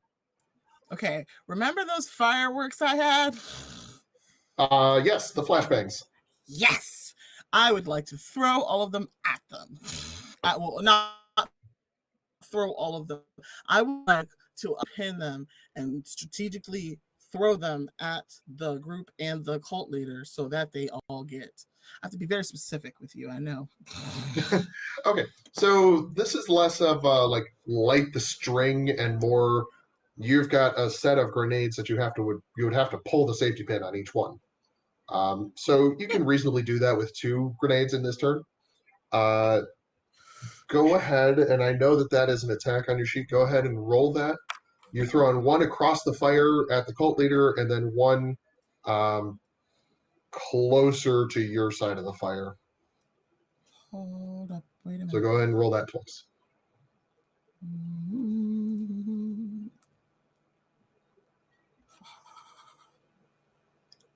Ha.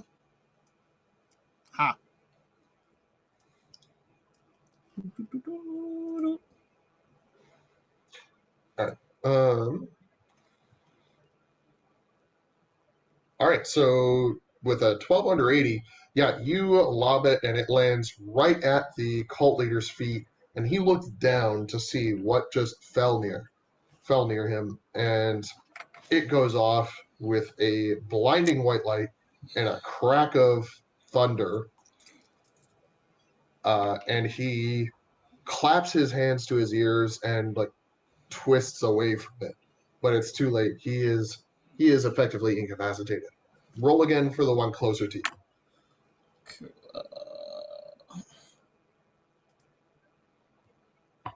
And with a 45 under 80, you also succeed on that. And this one, you're close enough to it that you recognize you have to turn away and cover your ears before it goes off, or else you are going to suffer the effects as well. But you do that, and you like roll it underhand toward the campfire, and it ends up like right next to the bundle when it goes off. And several of the seated cultists have turned to look toward it. The thin man was looking roughly in the same direction as it goes off, and almost everyone around the campfire is now incapacitated. The few that are not are like scrambling to get away. Greg, you're up. I whisper to myself, "Tread on this, you freaks, and I will shoot." Is that a firearms roll? First, who are you trying to shoot? There's a couple of thin men that have run past you in the forest, and then the rest are still around the fire. I will shoot one of there's one close to the parking lot, and there's one by Paul, but I think there's one in the middle. I would like to shoot the one in the middle. Okay. Go ahead and roll. And I have a 20% for aiming. Yeah, so with 31 under 60, 31 under 80, you see this thin man, like his path just happens to bring him right into your line of fire. You light up, you pull both triggers. Oh, so no, I said it was a pump shotgun. You pull the trigger, and this load of birdshot like explodes into his chest cavity, and you see spreading across. Is it a tight black shirt? Is it black, like shadowy skin? You're not sure about this creature, but you see a spray of blue blood erupt from it. Okay. Do I need to roll damage or anything? And no. Okay. If we were doing the system properly, yes, I'd have you roll either damage or lethality. You got the drop on this guy, and if he's not dead, he is certainly incapacitated. Okay. And I would rather not have rolls get in the way of that. Yep. All right, so the enemies are going. The thin man that is still in the parking lot is going to. He hears the shotgun blast, and he is going to turn and start charging off to the northeast toward Greg's position. He is using his action to move.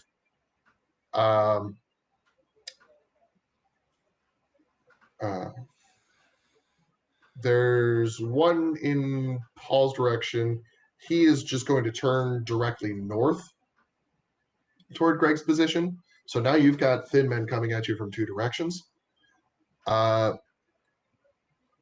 The cult leader is going to rub his eyes,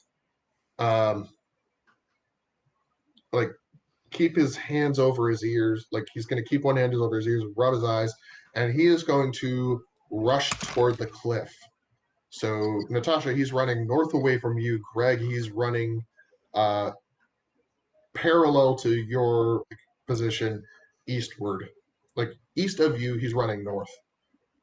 If that makes sense. And I see him now. You've been able to like pick him out intermittently over by the campfire. You can see him now that he's running. He is a white shape running through this forest at night. Yeah, it's pretty clear that you can see him. Paul. So the one that turned my direction now is booking it for Greg, right? Yes. You still have very clear line of sight to him, but he's got his back to you and he is heading north away from you. Oh, I'm gonna regret this. I'm gonna shoot him. Okay. Roll firearms. And I just realized I've been doing this a little not incorrectly, but if you look on the equipment tab of your sheets, you've both got the firearms, and you can click those to, but it will be rolling the same skill that we've been doing. So, gotcha. I was about to say my regular dice have treated me better than my virtual dice, but honestly, at this point, it's been about a wash. So I'll just keep going here. I think we're even, honestly. I don't suppose I get any bonus for him turned away. How much of a bonus are you fishing for? I may have rolled a 33 over my 20. Okay. Critical fails are fun though. That's true. Yeah, no, that's two crit fail. I'm sorry. That's fair. Yeah. So you rise up behind him, and you shoot Greg. Yeah. No, you don't shoot Greg. You pull the trigger. You're lined up. You pull the trigger, and you hear. Click.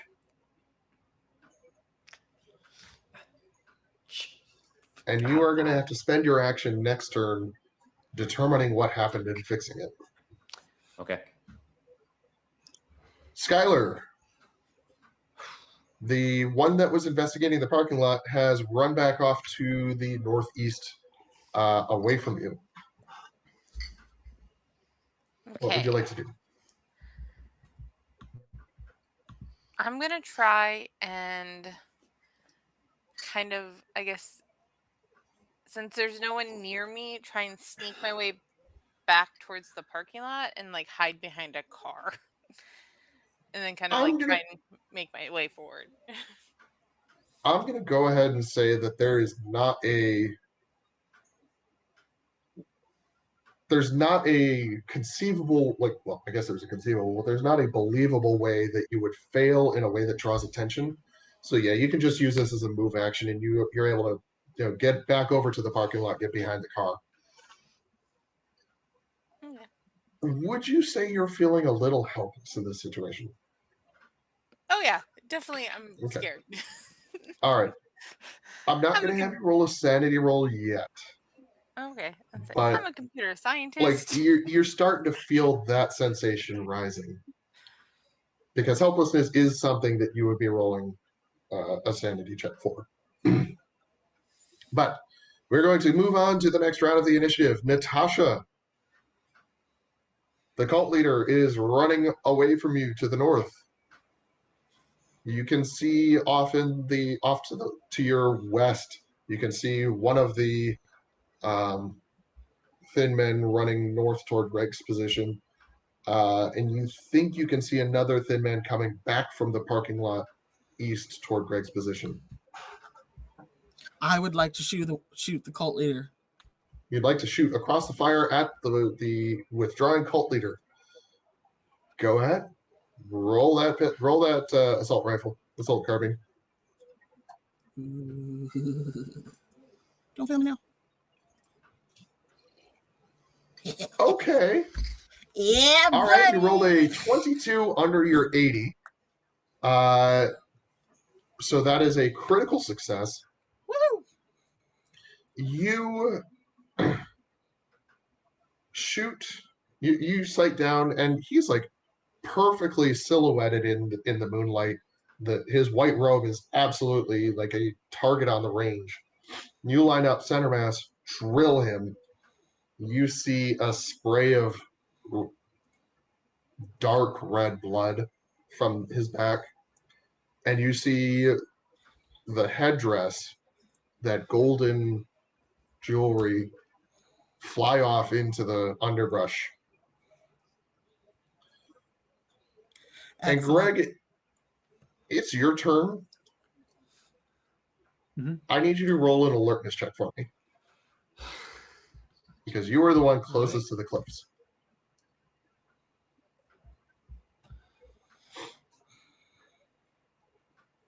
So that's a 95 over 40.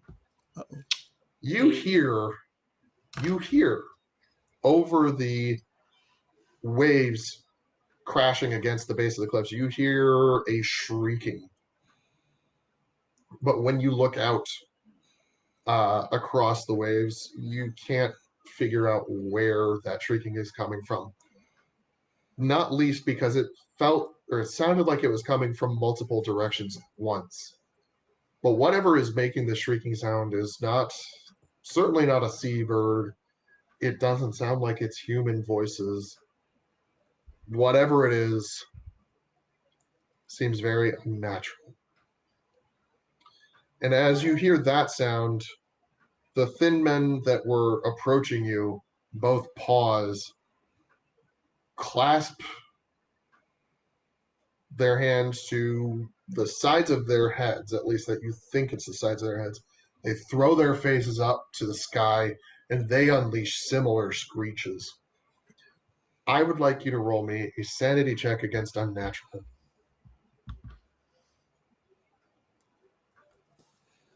With a critical success,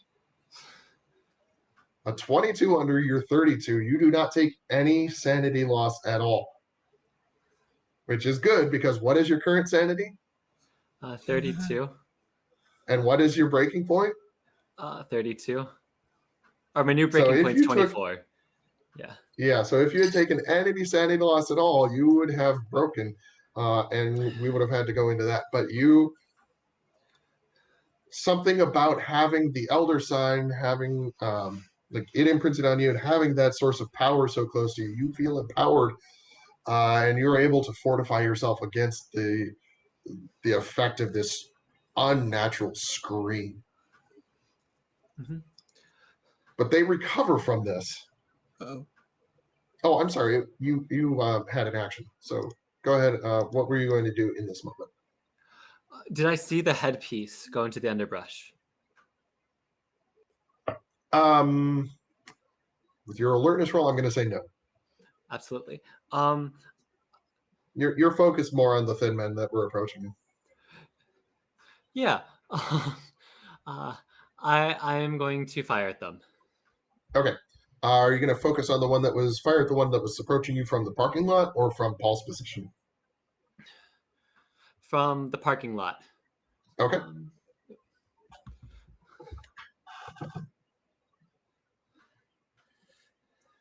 So with an 83 over your 60, you go to line up and pull the trigger, and then you remember this is a pump shotgun, and that you would need to rack a new slug, a new round into the chamber before you fired.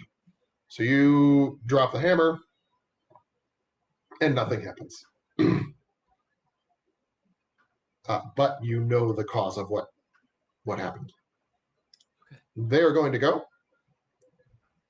The one that you attempted to fire at is going to dive off of the cliff.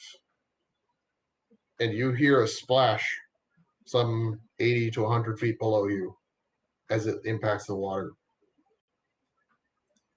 The other is going to charge, like, he's aware that you are between him and the lake, so he is going to come and he's going to attack you. And he is going to roll an 88 over his unarmed combat of 60. So he is going to crit fail. He is going to go and grab at you as if it was a bear hug. And he trips over you and like crashes into the underbrush behind you. So he is now prone behind you. Or, to the lakeside of you. Paul, it is your turn. What can I see at this moment? So at this moment, you can see the figures around the fire are starting to shake off the effects of the flashbang. You can see one of them. You can sort of see the thin man off in the distance. You know that you're relatively certain that one of them leapt off the cliff, and you're not sure what's going on with that. You also are pretty sure one of them tried to grab Greg, but you can't really see what the result of that was. Okay. And you have a fairly good line of sight to Natasha's position as well, so you're able to see where she is. Yeah, I think I'll try to regroup with Natasha as best I can while primarily focusing on fixing this gun, whatever happened to it. All right, so I'm okay with you fixing that as you're moving. And after a very quick inspection, you realize that it was just a failure to feed. The gun jammed. So you rack the slide and another round loads, and you check that the chamber is in fact loaded before you let the slide fall back home again. And you are relatively certain when you come up behind Natasha that the gun is in fact ready to fire. Okay. Skylar, you saw the thin man that was approaching Greg from the parking lot. You saw him turn and leap off the cliff. You also think you saw another thin man dive at Greg. You don't know what the result of that was. What would you like to do?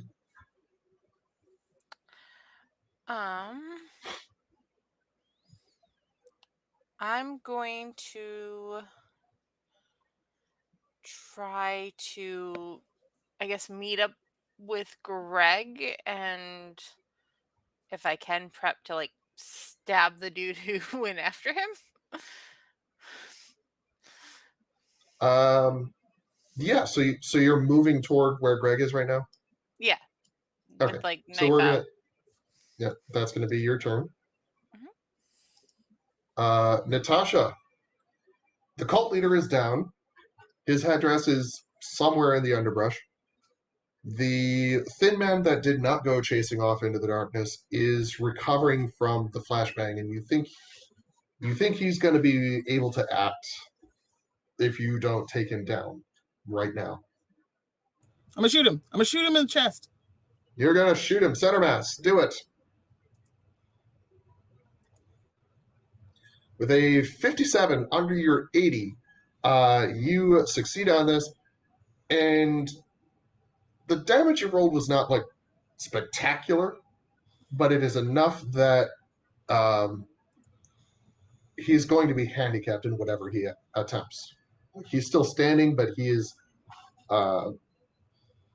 like you see one of his arms is just hanging kind of limply now.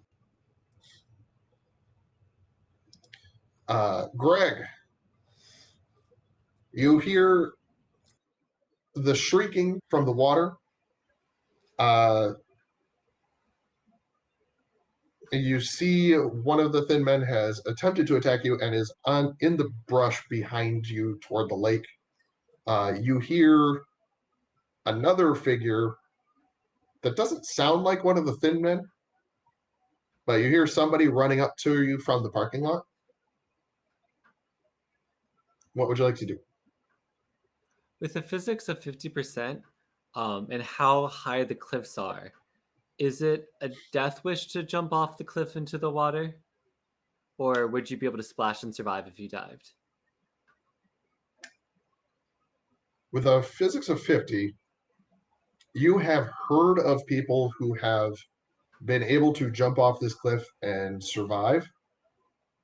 Usually they have done that by dropping something off the cliff directly before they jump to break the surface tension.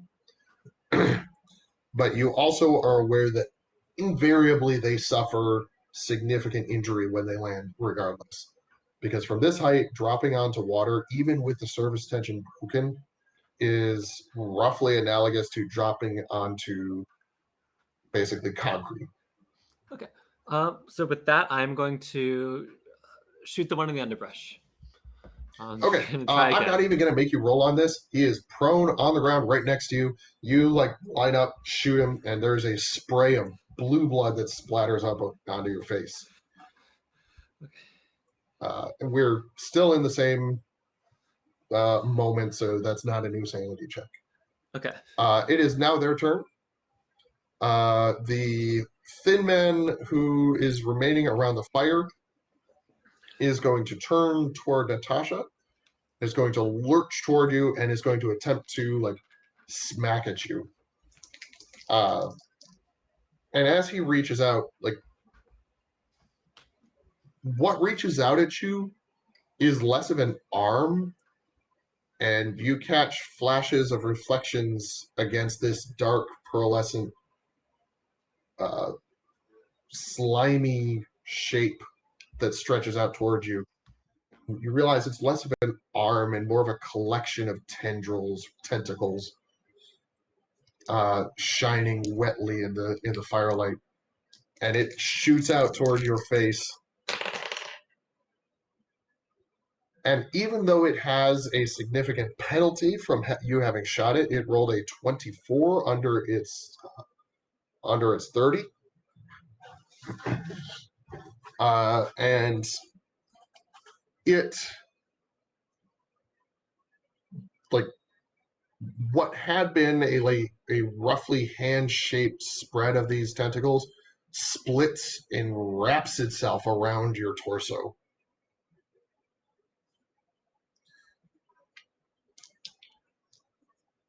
Paul, you are right behind Natasha as you see this happen. And actually, as this happens, I would like both Paul and Natasha to please give me sanity checks against unnatural. Jonathan, I think you're muted. Yes, sorry, I was doing the. Yeah, can't imagine why this sanity roll. Couldn't No, tell you. no. Tentacle hands. They're perfectly normal. Oh, Uh-oh. Very Uh-oh. much no. What happened? 92. Oh! Well, good news, that's not a critical fail.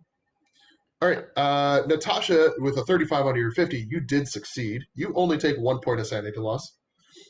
Paul, sorry. Greg, I'm just trying to inflict all the sanity loss on you. Paul, you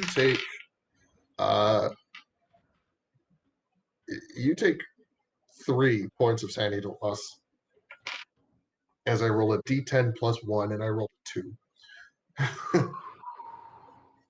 Yeah. Well, This at least is a your significant dice betrayed you too. Yeah, Woo. no, it's all fair. You said 3? They've Okay. been, yeah. All right, we're good. All right, 62. And what is your breaking point? 56. 56. So you're fairly safe now. But yeah, you see this and you're not entirely sure what this could possibly be. This is not of this earth. But you have a functioning, we'll say it's a Colt 1911 in your hands. And this thing, whether it's used to be a man, is a man, whatever it is now grabbing Natasha. Yeah. But it's its body is far enough away from Natasha that you think you could line up a shot. Okay. Yeah. Far enough, like how far enough away? Uh, like he's angled so like roughly 5 feet off to the side and another Okay. 6 or 7 feet back. And then I'm just gonna take a step up and I mean, I don't want to be standing right next to this thing but yeah, like take a couple steps closer and shoot it. Okay. Go ahead and roll your firearms. You're suffering the sanity loss, but you are at extremely close range, so we're gonna say that washes out. So just your firearms. Oh boy, I was hoping. Oh no. Okay. Come on. You Come on. counteracted your penalty, which is important. This is true. Okay. That is a 31 over my 20. 31 over your 20. So you miss. The gun does go off this time. Luckily, you have aimed in such a way that if you miss, you're going to miss on the side away from Natasha. Yeah. But the bullet does just go wigging off into the darkness. Skylar. Yep. There is no longer a living thin man near Greg. It sounds like there is still combat going on over toward the fire, and you have a rough idea. You can see several figures toward the south side of the fire, basically. And you're pretty sure that Paul and Natasha are among them. Okay. I'm gonna walk a little bit over to Greg and just be like, what is going on? And Because I have been away from Listen. everything. I'm going to point out to the cliffs. Is it still shrinking? You still hear the shrieking. And when Greg points this out to you, Skylar, go ahead and roll me an alertness check. Okay. So my alertness is 40. And I rolled a 97. Oh! So you hear the shrieking again. Like, you still hear the shrieking. And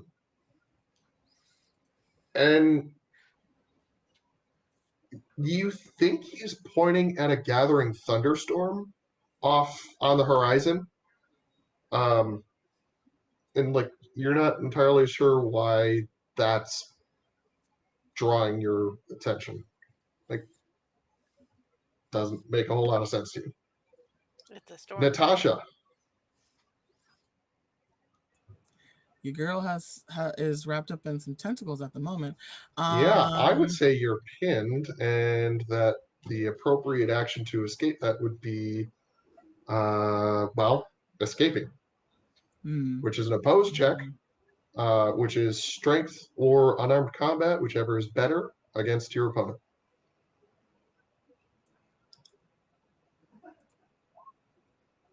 Yeah. Okay, you rolled a 7, so let's see. I got a 23. Yeah, this thing is distracted because of the gunshot that's gone next to it. It is hurt because of the bullets that have torn its other arm thing structure apart. You flex in a way that you've been trained to do to break a grab, and what falls away from you is not it's not a hand that falls away from you. It's not ropes that fall away from you. It's like individual worms that had been part of a cohesive mass before. You shred the mass, and these individual worms fall down away from you. But you are now free of them. Ew. Greg. I would like, but so I don't know where the headpiece is, but I did see it before. You saw where the cultist went down. You saw where the cult leader went down, and you're pretty sure that if you get over there, you would be able to find the headpiece. I'm gonna sprint over there then I'm gonna take the move action. Okay. Don't you put You that take thing the on move your action. And I'm not going to make you roll for it. As part of this move action, like you get over to the body, you look around, and right there you can see that. Excuse me. You can see the headdress. Does it look like the crest of the esoteric order of Dagon? No. Okay.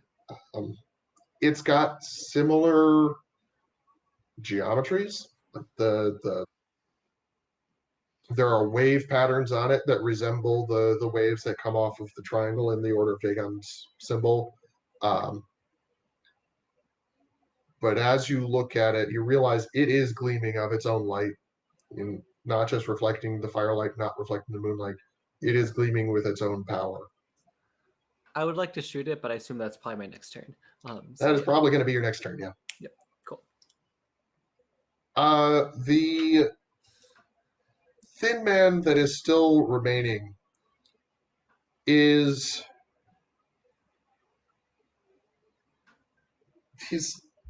one arm is hanging uselessly. One arm is still like controlled and moving, but it no longer seems to have a hand. And he hunches over as if, like, the way that you'd expect a person who just got punched in the gut, like, doubles over on themselves. He hunches over, and luckily he's not silhouetted against the fire. Part of his shadowy outline is like hidden in the darkness, but you see in the flashes from the firelight and the reflections that these tentacles, these worms, whatever, these tendrils, whatever had been composing that arm that reached out to you, they are erupting from his back and expanding, and you see eyes and you see mouths, and you hear the slathering of some wet tongues, and you hear the beginnings of echoes to the shriek that you hear from the water, and you realize one word has come to the forefront of your consciousness: Shoggoth. But that is its action this turn. Paul and Natasha, I would like you to roll another sanity check.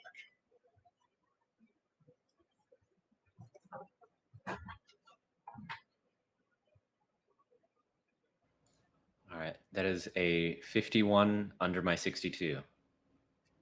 And with a 21 under your 50, Natasha also succeeds. You both each lose 1 point of sanity. It's a characteristic of Delta Green where even a success doesn't protect you from sanity loss.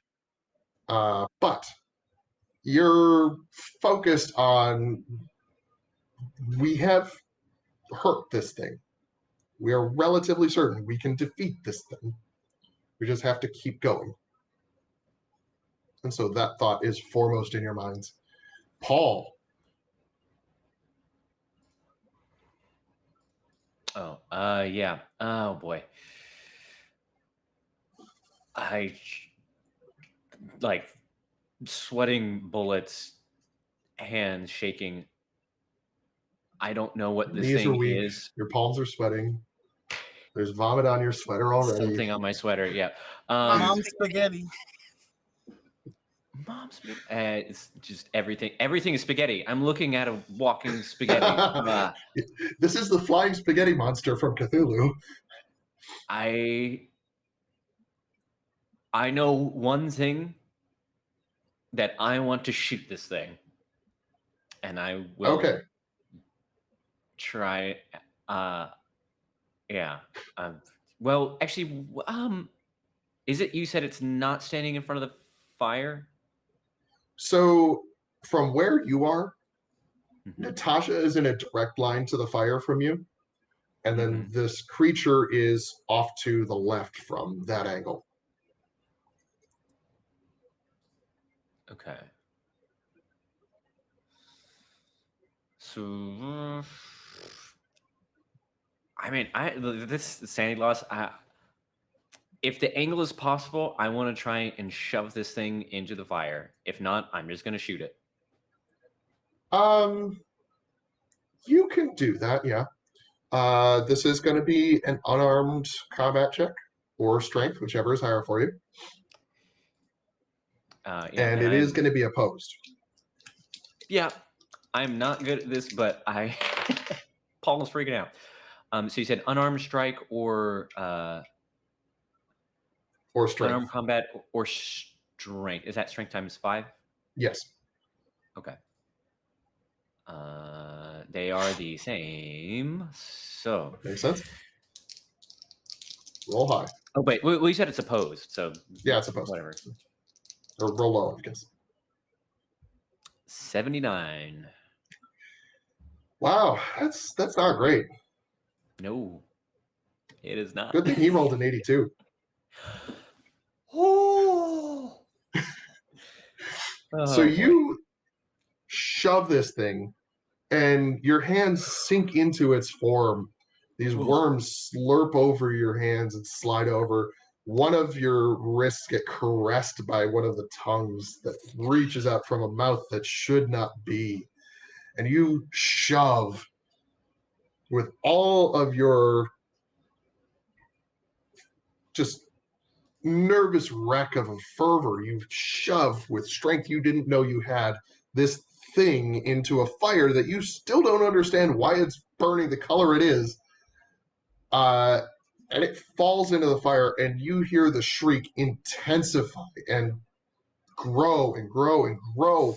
This thing is lashing out. Worms and tentacles and tendrils are flying in every direction as it loses control over the cohesion of its physical form. And individual worms catch fire, blaze this bright blue-green, and then die. And as it dies, the fire dies as well. And the entire camp is cast into darkness. Greg, you still have a little bit of light as the headdress is glowing in your hands or near you. I don't remember if you picked it up or not. I'm aiming a gun at it right now. You're aiming a gun at it right now. So probably not holding it in your hands. That would... No. Yeah. People have lost fingers that way. You're probably smart enough not to do that. Skylar, we're going to come to your turn. I'm not even going to make you roll at this point. You are now aware that same shade of blue-green light that the fire had been glowing and that the headdress was glowing. You see a massive shape outlined underwater by this same blue-green glowing from underneath. And you see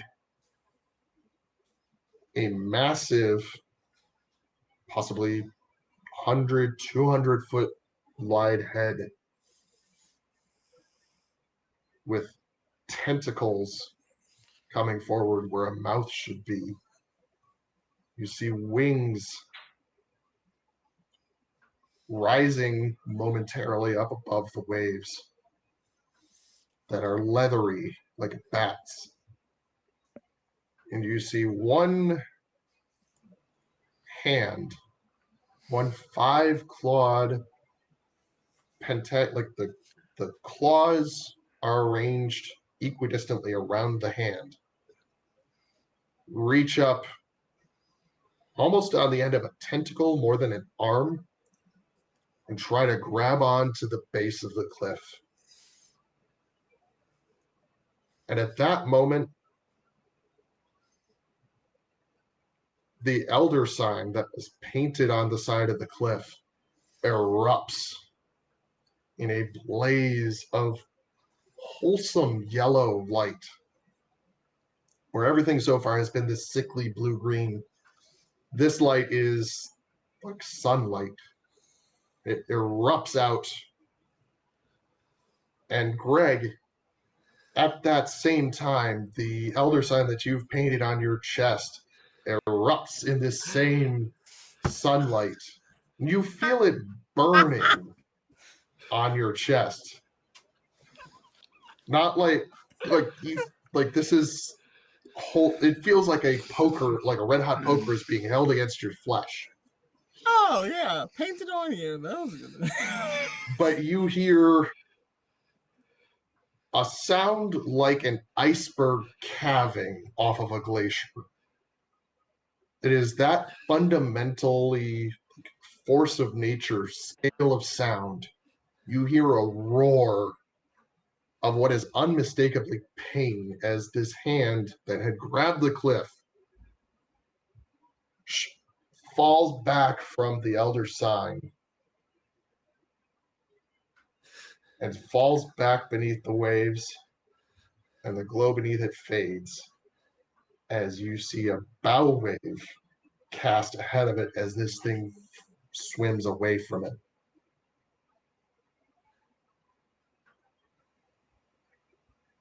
And Skylar, you hear as all the lights are dying down, um, all the sounds are fading away. You hear coming up the road behind you.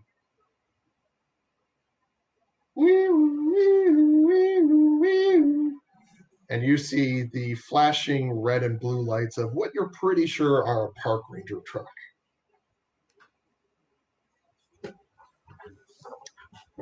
I would like everyone to roll sanity. Okay. Yeah, everybody's rolling sanity on this. Natasha has rolled a 6 under her 50. You suffer 3 points of sanity loss. That is a success, though. 97. Greg, you rolled a 93 over your 32.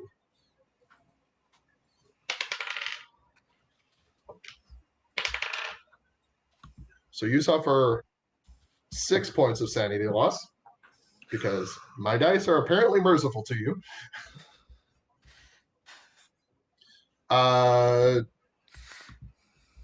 Paul, you rolled a 97 over, I don't remember, 56, I think? At this point, 61. 61. So you take 15 points of sanity loss. Oh. Does that put you at your breaking point? Yeah, that'll do it. Okay, we will address that in a moment. Skylar, you rolled a 37 under your 50, so you also take the 3 points for a success. That's fine. All right. And I'm sorry, Greg, did your sanity loss affect or bring you to your breaking point or no?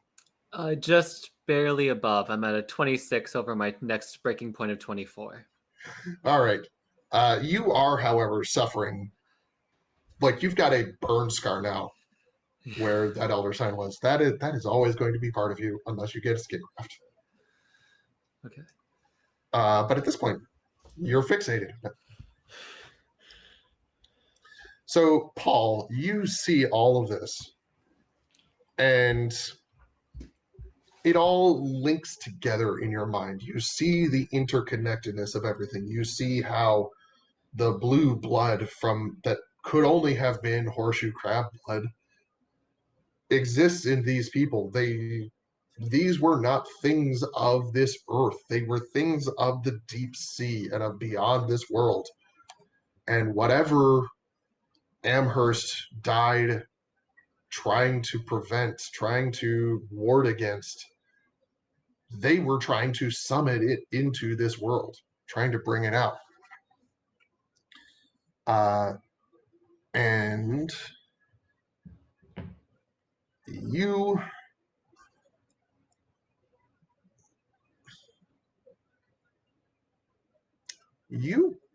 black out. Like you just fall to the forest floor unconscious. Natasha, you see this. And now you've got a decision to make. because you are alone now in this forest. The other cultists have run away. The human cultists. You are alone now in this forest, and you have a mission to protect broader society from knowing about these things, from understanding these things, from being aware of the threats that they face, that they cannot do anything about. So what do you do?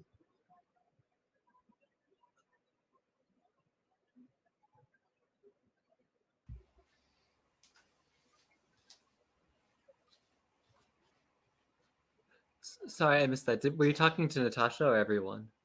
This is to everyone. Okay. How many? Wait, there's how many tall bodies up on the cliffs too? There were 3. There were 3. I'm going to try to. But in the flash of everything violently resolving, they melted away into wisps that floated away like smoke, but you particularly get the sense that they were not floating away into the atmosphere, they were floating away from this dimension. I grab the headpiece. I grab like the heaviest like thing I can grab, like a rock or something. There's And a pretty thick branch to hand. A thick branch. Yeah. And I jump off the cliff with it, and I try to drop the branch before so I don't die when I hit the water. Okay then. What the heck? Bruh. I knew he was Right. on insanity. I don't want anyone to get this headpiece. It needs. You have a 5% chance of Lord. pulling this off. I would like you to pick the center number of that 5% out of a 100. So like my favorite number is pick one 72. number between 0 and 100. 72. Okay. So if I roll between a 70 and a 74, you succeed.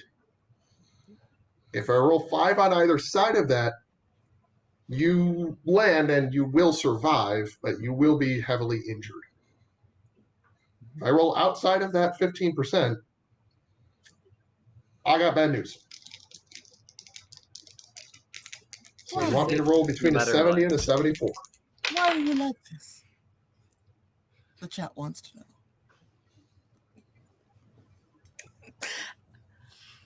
Oh, I don't like his fast. I don't either. 72 is one of the most composite numbers under 100. It is amazing. And that thought actually does flash through your mind as you're falling. Skylar. Yep.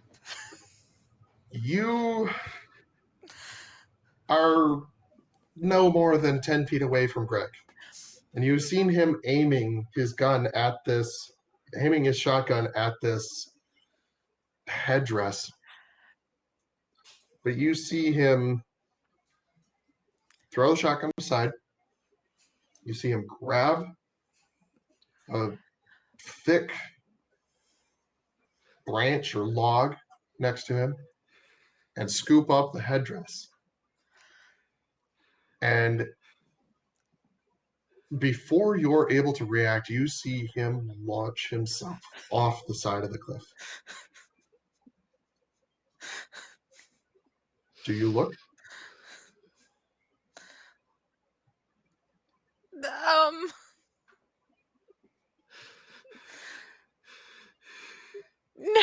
No, because I'm just convinced he's gonna die, and I can't believe I just saw that.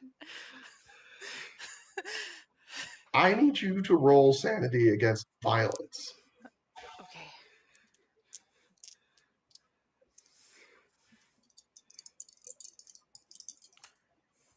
So I rolled a 22. So you succeed. And you take 1 point of sanity loss as you hear several seconds after he leapt. You hear one splash.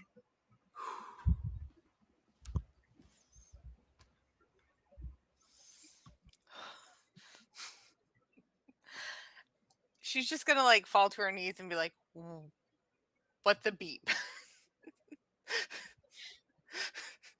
Yeah.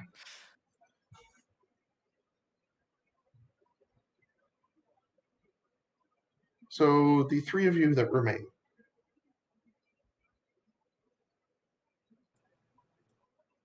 Oh The my forest god. rangers have pulled into the parking lot.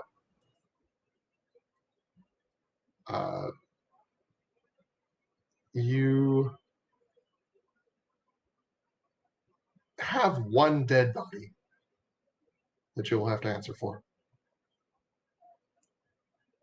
But all other evidence of what has gone on here appears to have disappeared. Wait, I'm so sorry. I have to ask. What happened to the bundle? The bundle is now a pile of ash next Oh to the my fire. god. Huh. Somehow that reassures you.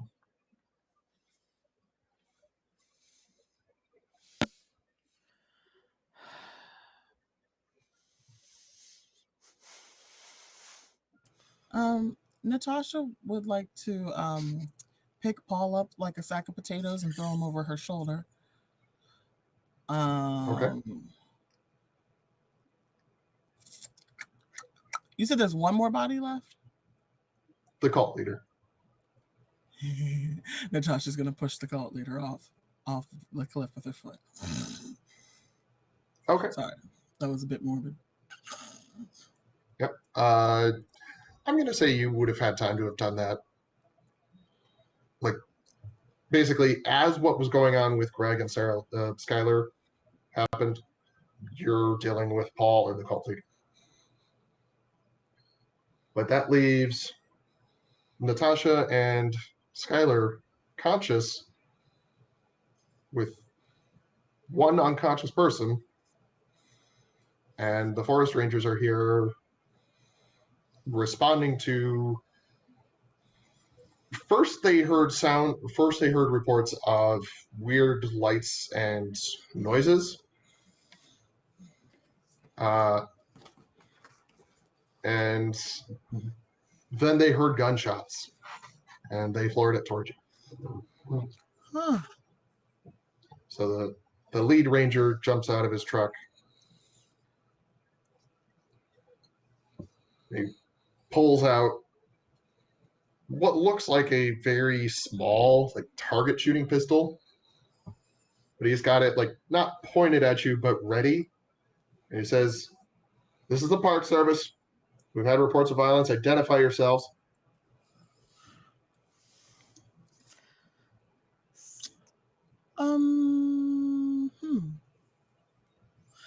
I'm a bit busy. I'm gonna point to Paul on my shoulder. But I said, identify yourself. okay.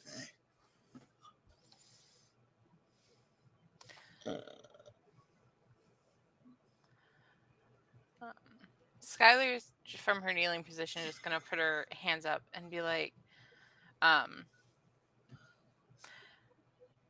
name's Agent Skylar Dupree, NSA. I'm out here because I thought my friend Greg was acting strange and suicidal, and he just jumped off the cliff." I am Natasha Carter of the CIA, I'm also a friend of Greg, and he jumped off a cliff, and that's when this guy went unconscious. We heard a whole bunch of noise that way, so you might want to check on that. But yeah, that's what I got for you. I'm gonna have to call this in. And he starts walking back to his truck. And as he's reaching in to pick up the microphone, another car, this time a black Ford Crown Victoria, pulls up behind him, and out steps a woman in a pantsuit, a dark pantsuit, and she steps forward authoritatively. And as she comes closer and like the light from her headlights shines, you recognize this is Handler. And she says, Ranger, I'm gonna need to talk to you for a moment. She flips open her badge. We're gonna need to talk about how this gets reported. Agents, if you'll step into my vehicle, we'll handle this debrief in a moment. Absolutely.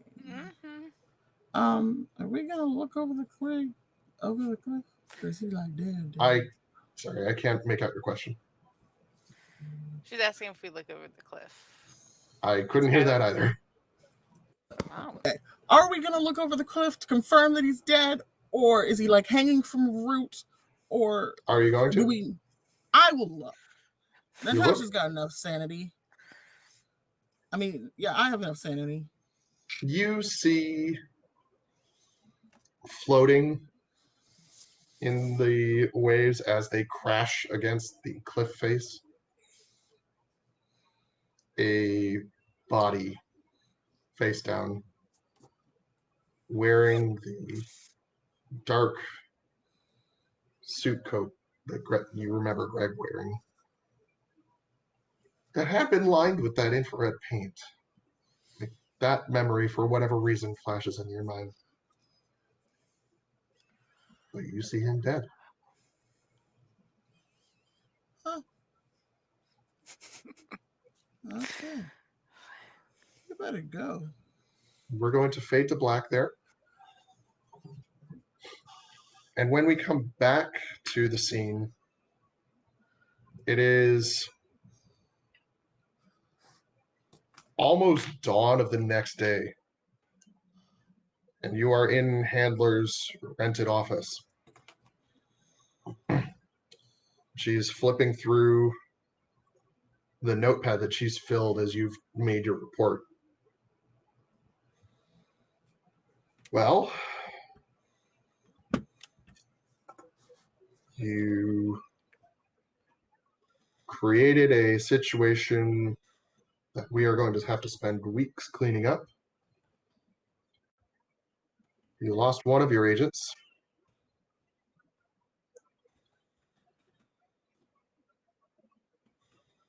And the bulk of Agent Tramaran's files are still missing. So I would hardly call this an unqualified success. But I hope it means something when I say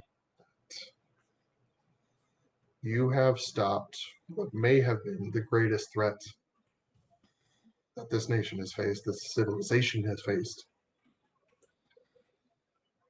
from being unleashed on this world. And that isn't due entirely to your actions.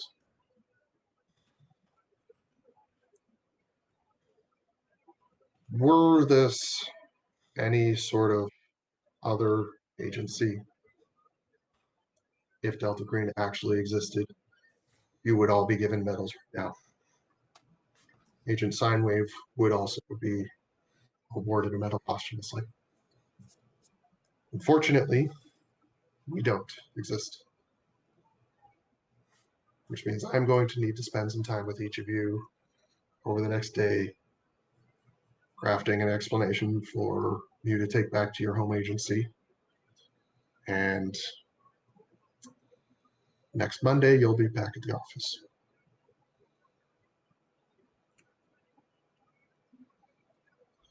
Now, it is not uncommon for agents to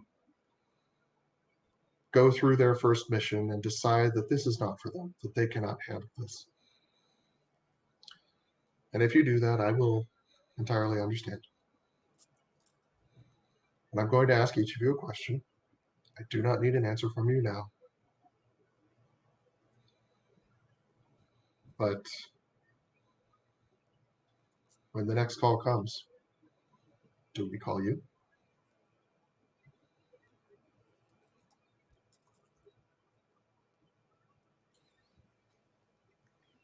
No.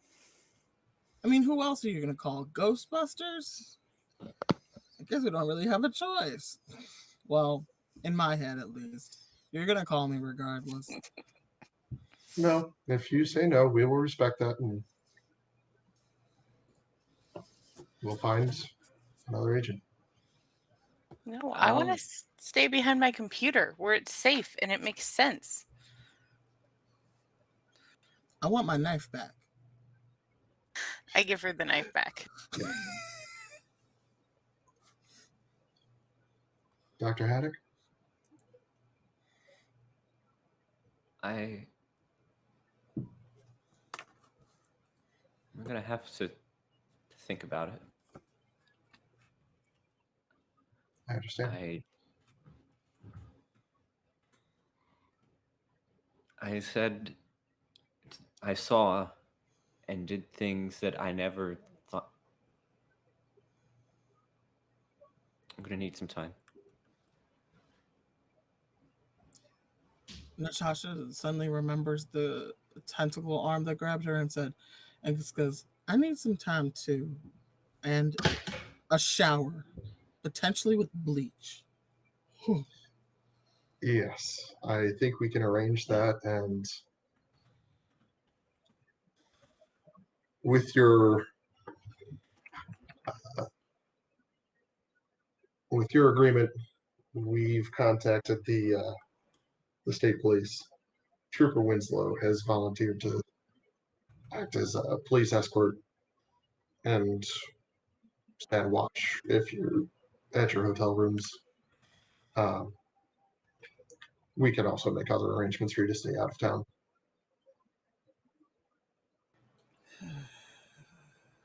Please. Very good. I don't want to go back there. The creepy dude was kind of running that place, so I don't really think it's well staffed at the moment anyway. Yeah. And that, ladies and gentlemen, concludes Operation Verdant Pyramid. First and foremost, I would like to thank each of you. Kevin, Bree, Sarah Lynn, Jonathan, you have poured your hearts and souls into this game. And you have made this so much better than anything I could have prepared. Thank you all. I would like to thank Kelsey in chat for making our intro music. That was fantastic. I would like to thank Sirenscape for providing all of our other audio and Jonathan for running that. Let's go around the table very quickly. Well, not very quickly, but in your own time. If you have anything else you would like to promote, any other projects that you would like to be working on, please share it with the group. Kevin, do you have anything? I don't have anything, sorry. Bree, do you have any projects coming up? Nope. Jonathan? You know, why not?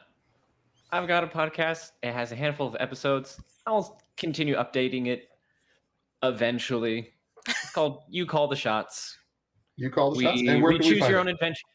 On all the podcatchers. It's on Okay. all the things. You Call the Shots. It's like a bunch of glasses cleaned together. We read Choose Your Own Adventure books while playing a drinking game. Awesome. Nice. And Sarah Lynn, do you have anything? The only thing I can think of is on my TikTok, I've started doing videos of my main D&D character, Serenity, and that's Sarah Lynn MW on TikTok. Okay. Sarah Lynn MW on TikTok. You call the shots on any of your podcast streaming services. If you are coming to us from Quelmar, join us on the Quelmar Realm here on Twitch on Tuesday night at 7 o'clock for Playtest Tuesdays. This week, I believe they are playing Vamp Camp, which is a game about young vampires coming into their own and coming to terms with what it means to be a vampire. If you're coming to us from Rogue Sparrow Gaming here on Twitch, please drop a follow. You'll be helping out the channel immensely. Follow us on Twitter at RSG_TTV for stream updates. We have a Rogue Sparrow Gaming Discord, which I'm going to drop in chat now. That is a growing community that we would like to have everyone who is interested come join. That is both for online and for tabletop games. Also join the Quelmar Discord, where immediately after this, we are going to be having our Verdant Pyramid after party. Cast, I would like to have you stay in chat for just a few minutes after the stream ends before we go over to that. But if you're in chat right now, feel free to head over to the Discord as soon as the stream ends. And two very last things. My personal plug. This has been my first game. Been my first game that I've run on stream. It has been the first game that I've run with Quelmar, and I am very grateful for the opportunity to have had this. And I would like to capitalize on this moment because I have a long form campaign that I would like to be advertising coming up. It's called King for a Day.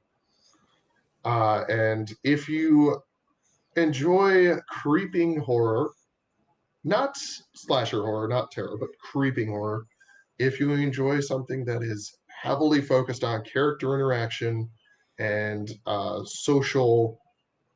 more social combat than even physical combat in a medieval dark fantasy setting, keep an eye out for advertisements for that. That is all going to be on both the Rogue Sparrow Gaming and Quelmar Discords. Those advertisements are going to be going up tonight. So keep an eye out for those. With all that business aside, there is one more order of business, friends. I believe that is to keep. Before you say that, one more thing. I would like to thank John for running our game, being an amazing host. Yes. Thank you, John. Yes, thank you, John. This was a lot of fun. All right. So we have this thing in Quelmar at the end of every game. Something about orbiting orthogonal forms. Somebody help me out here. No, it's not coming to mind. Somebody help me out here. The dice. It's something Yeah, about we are. Keep polygons. rolling the dice. Have a good night, everyone. Night.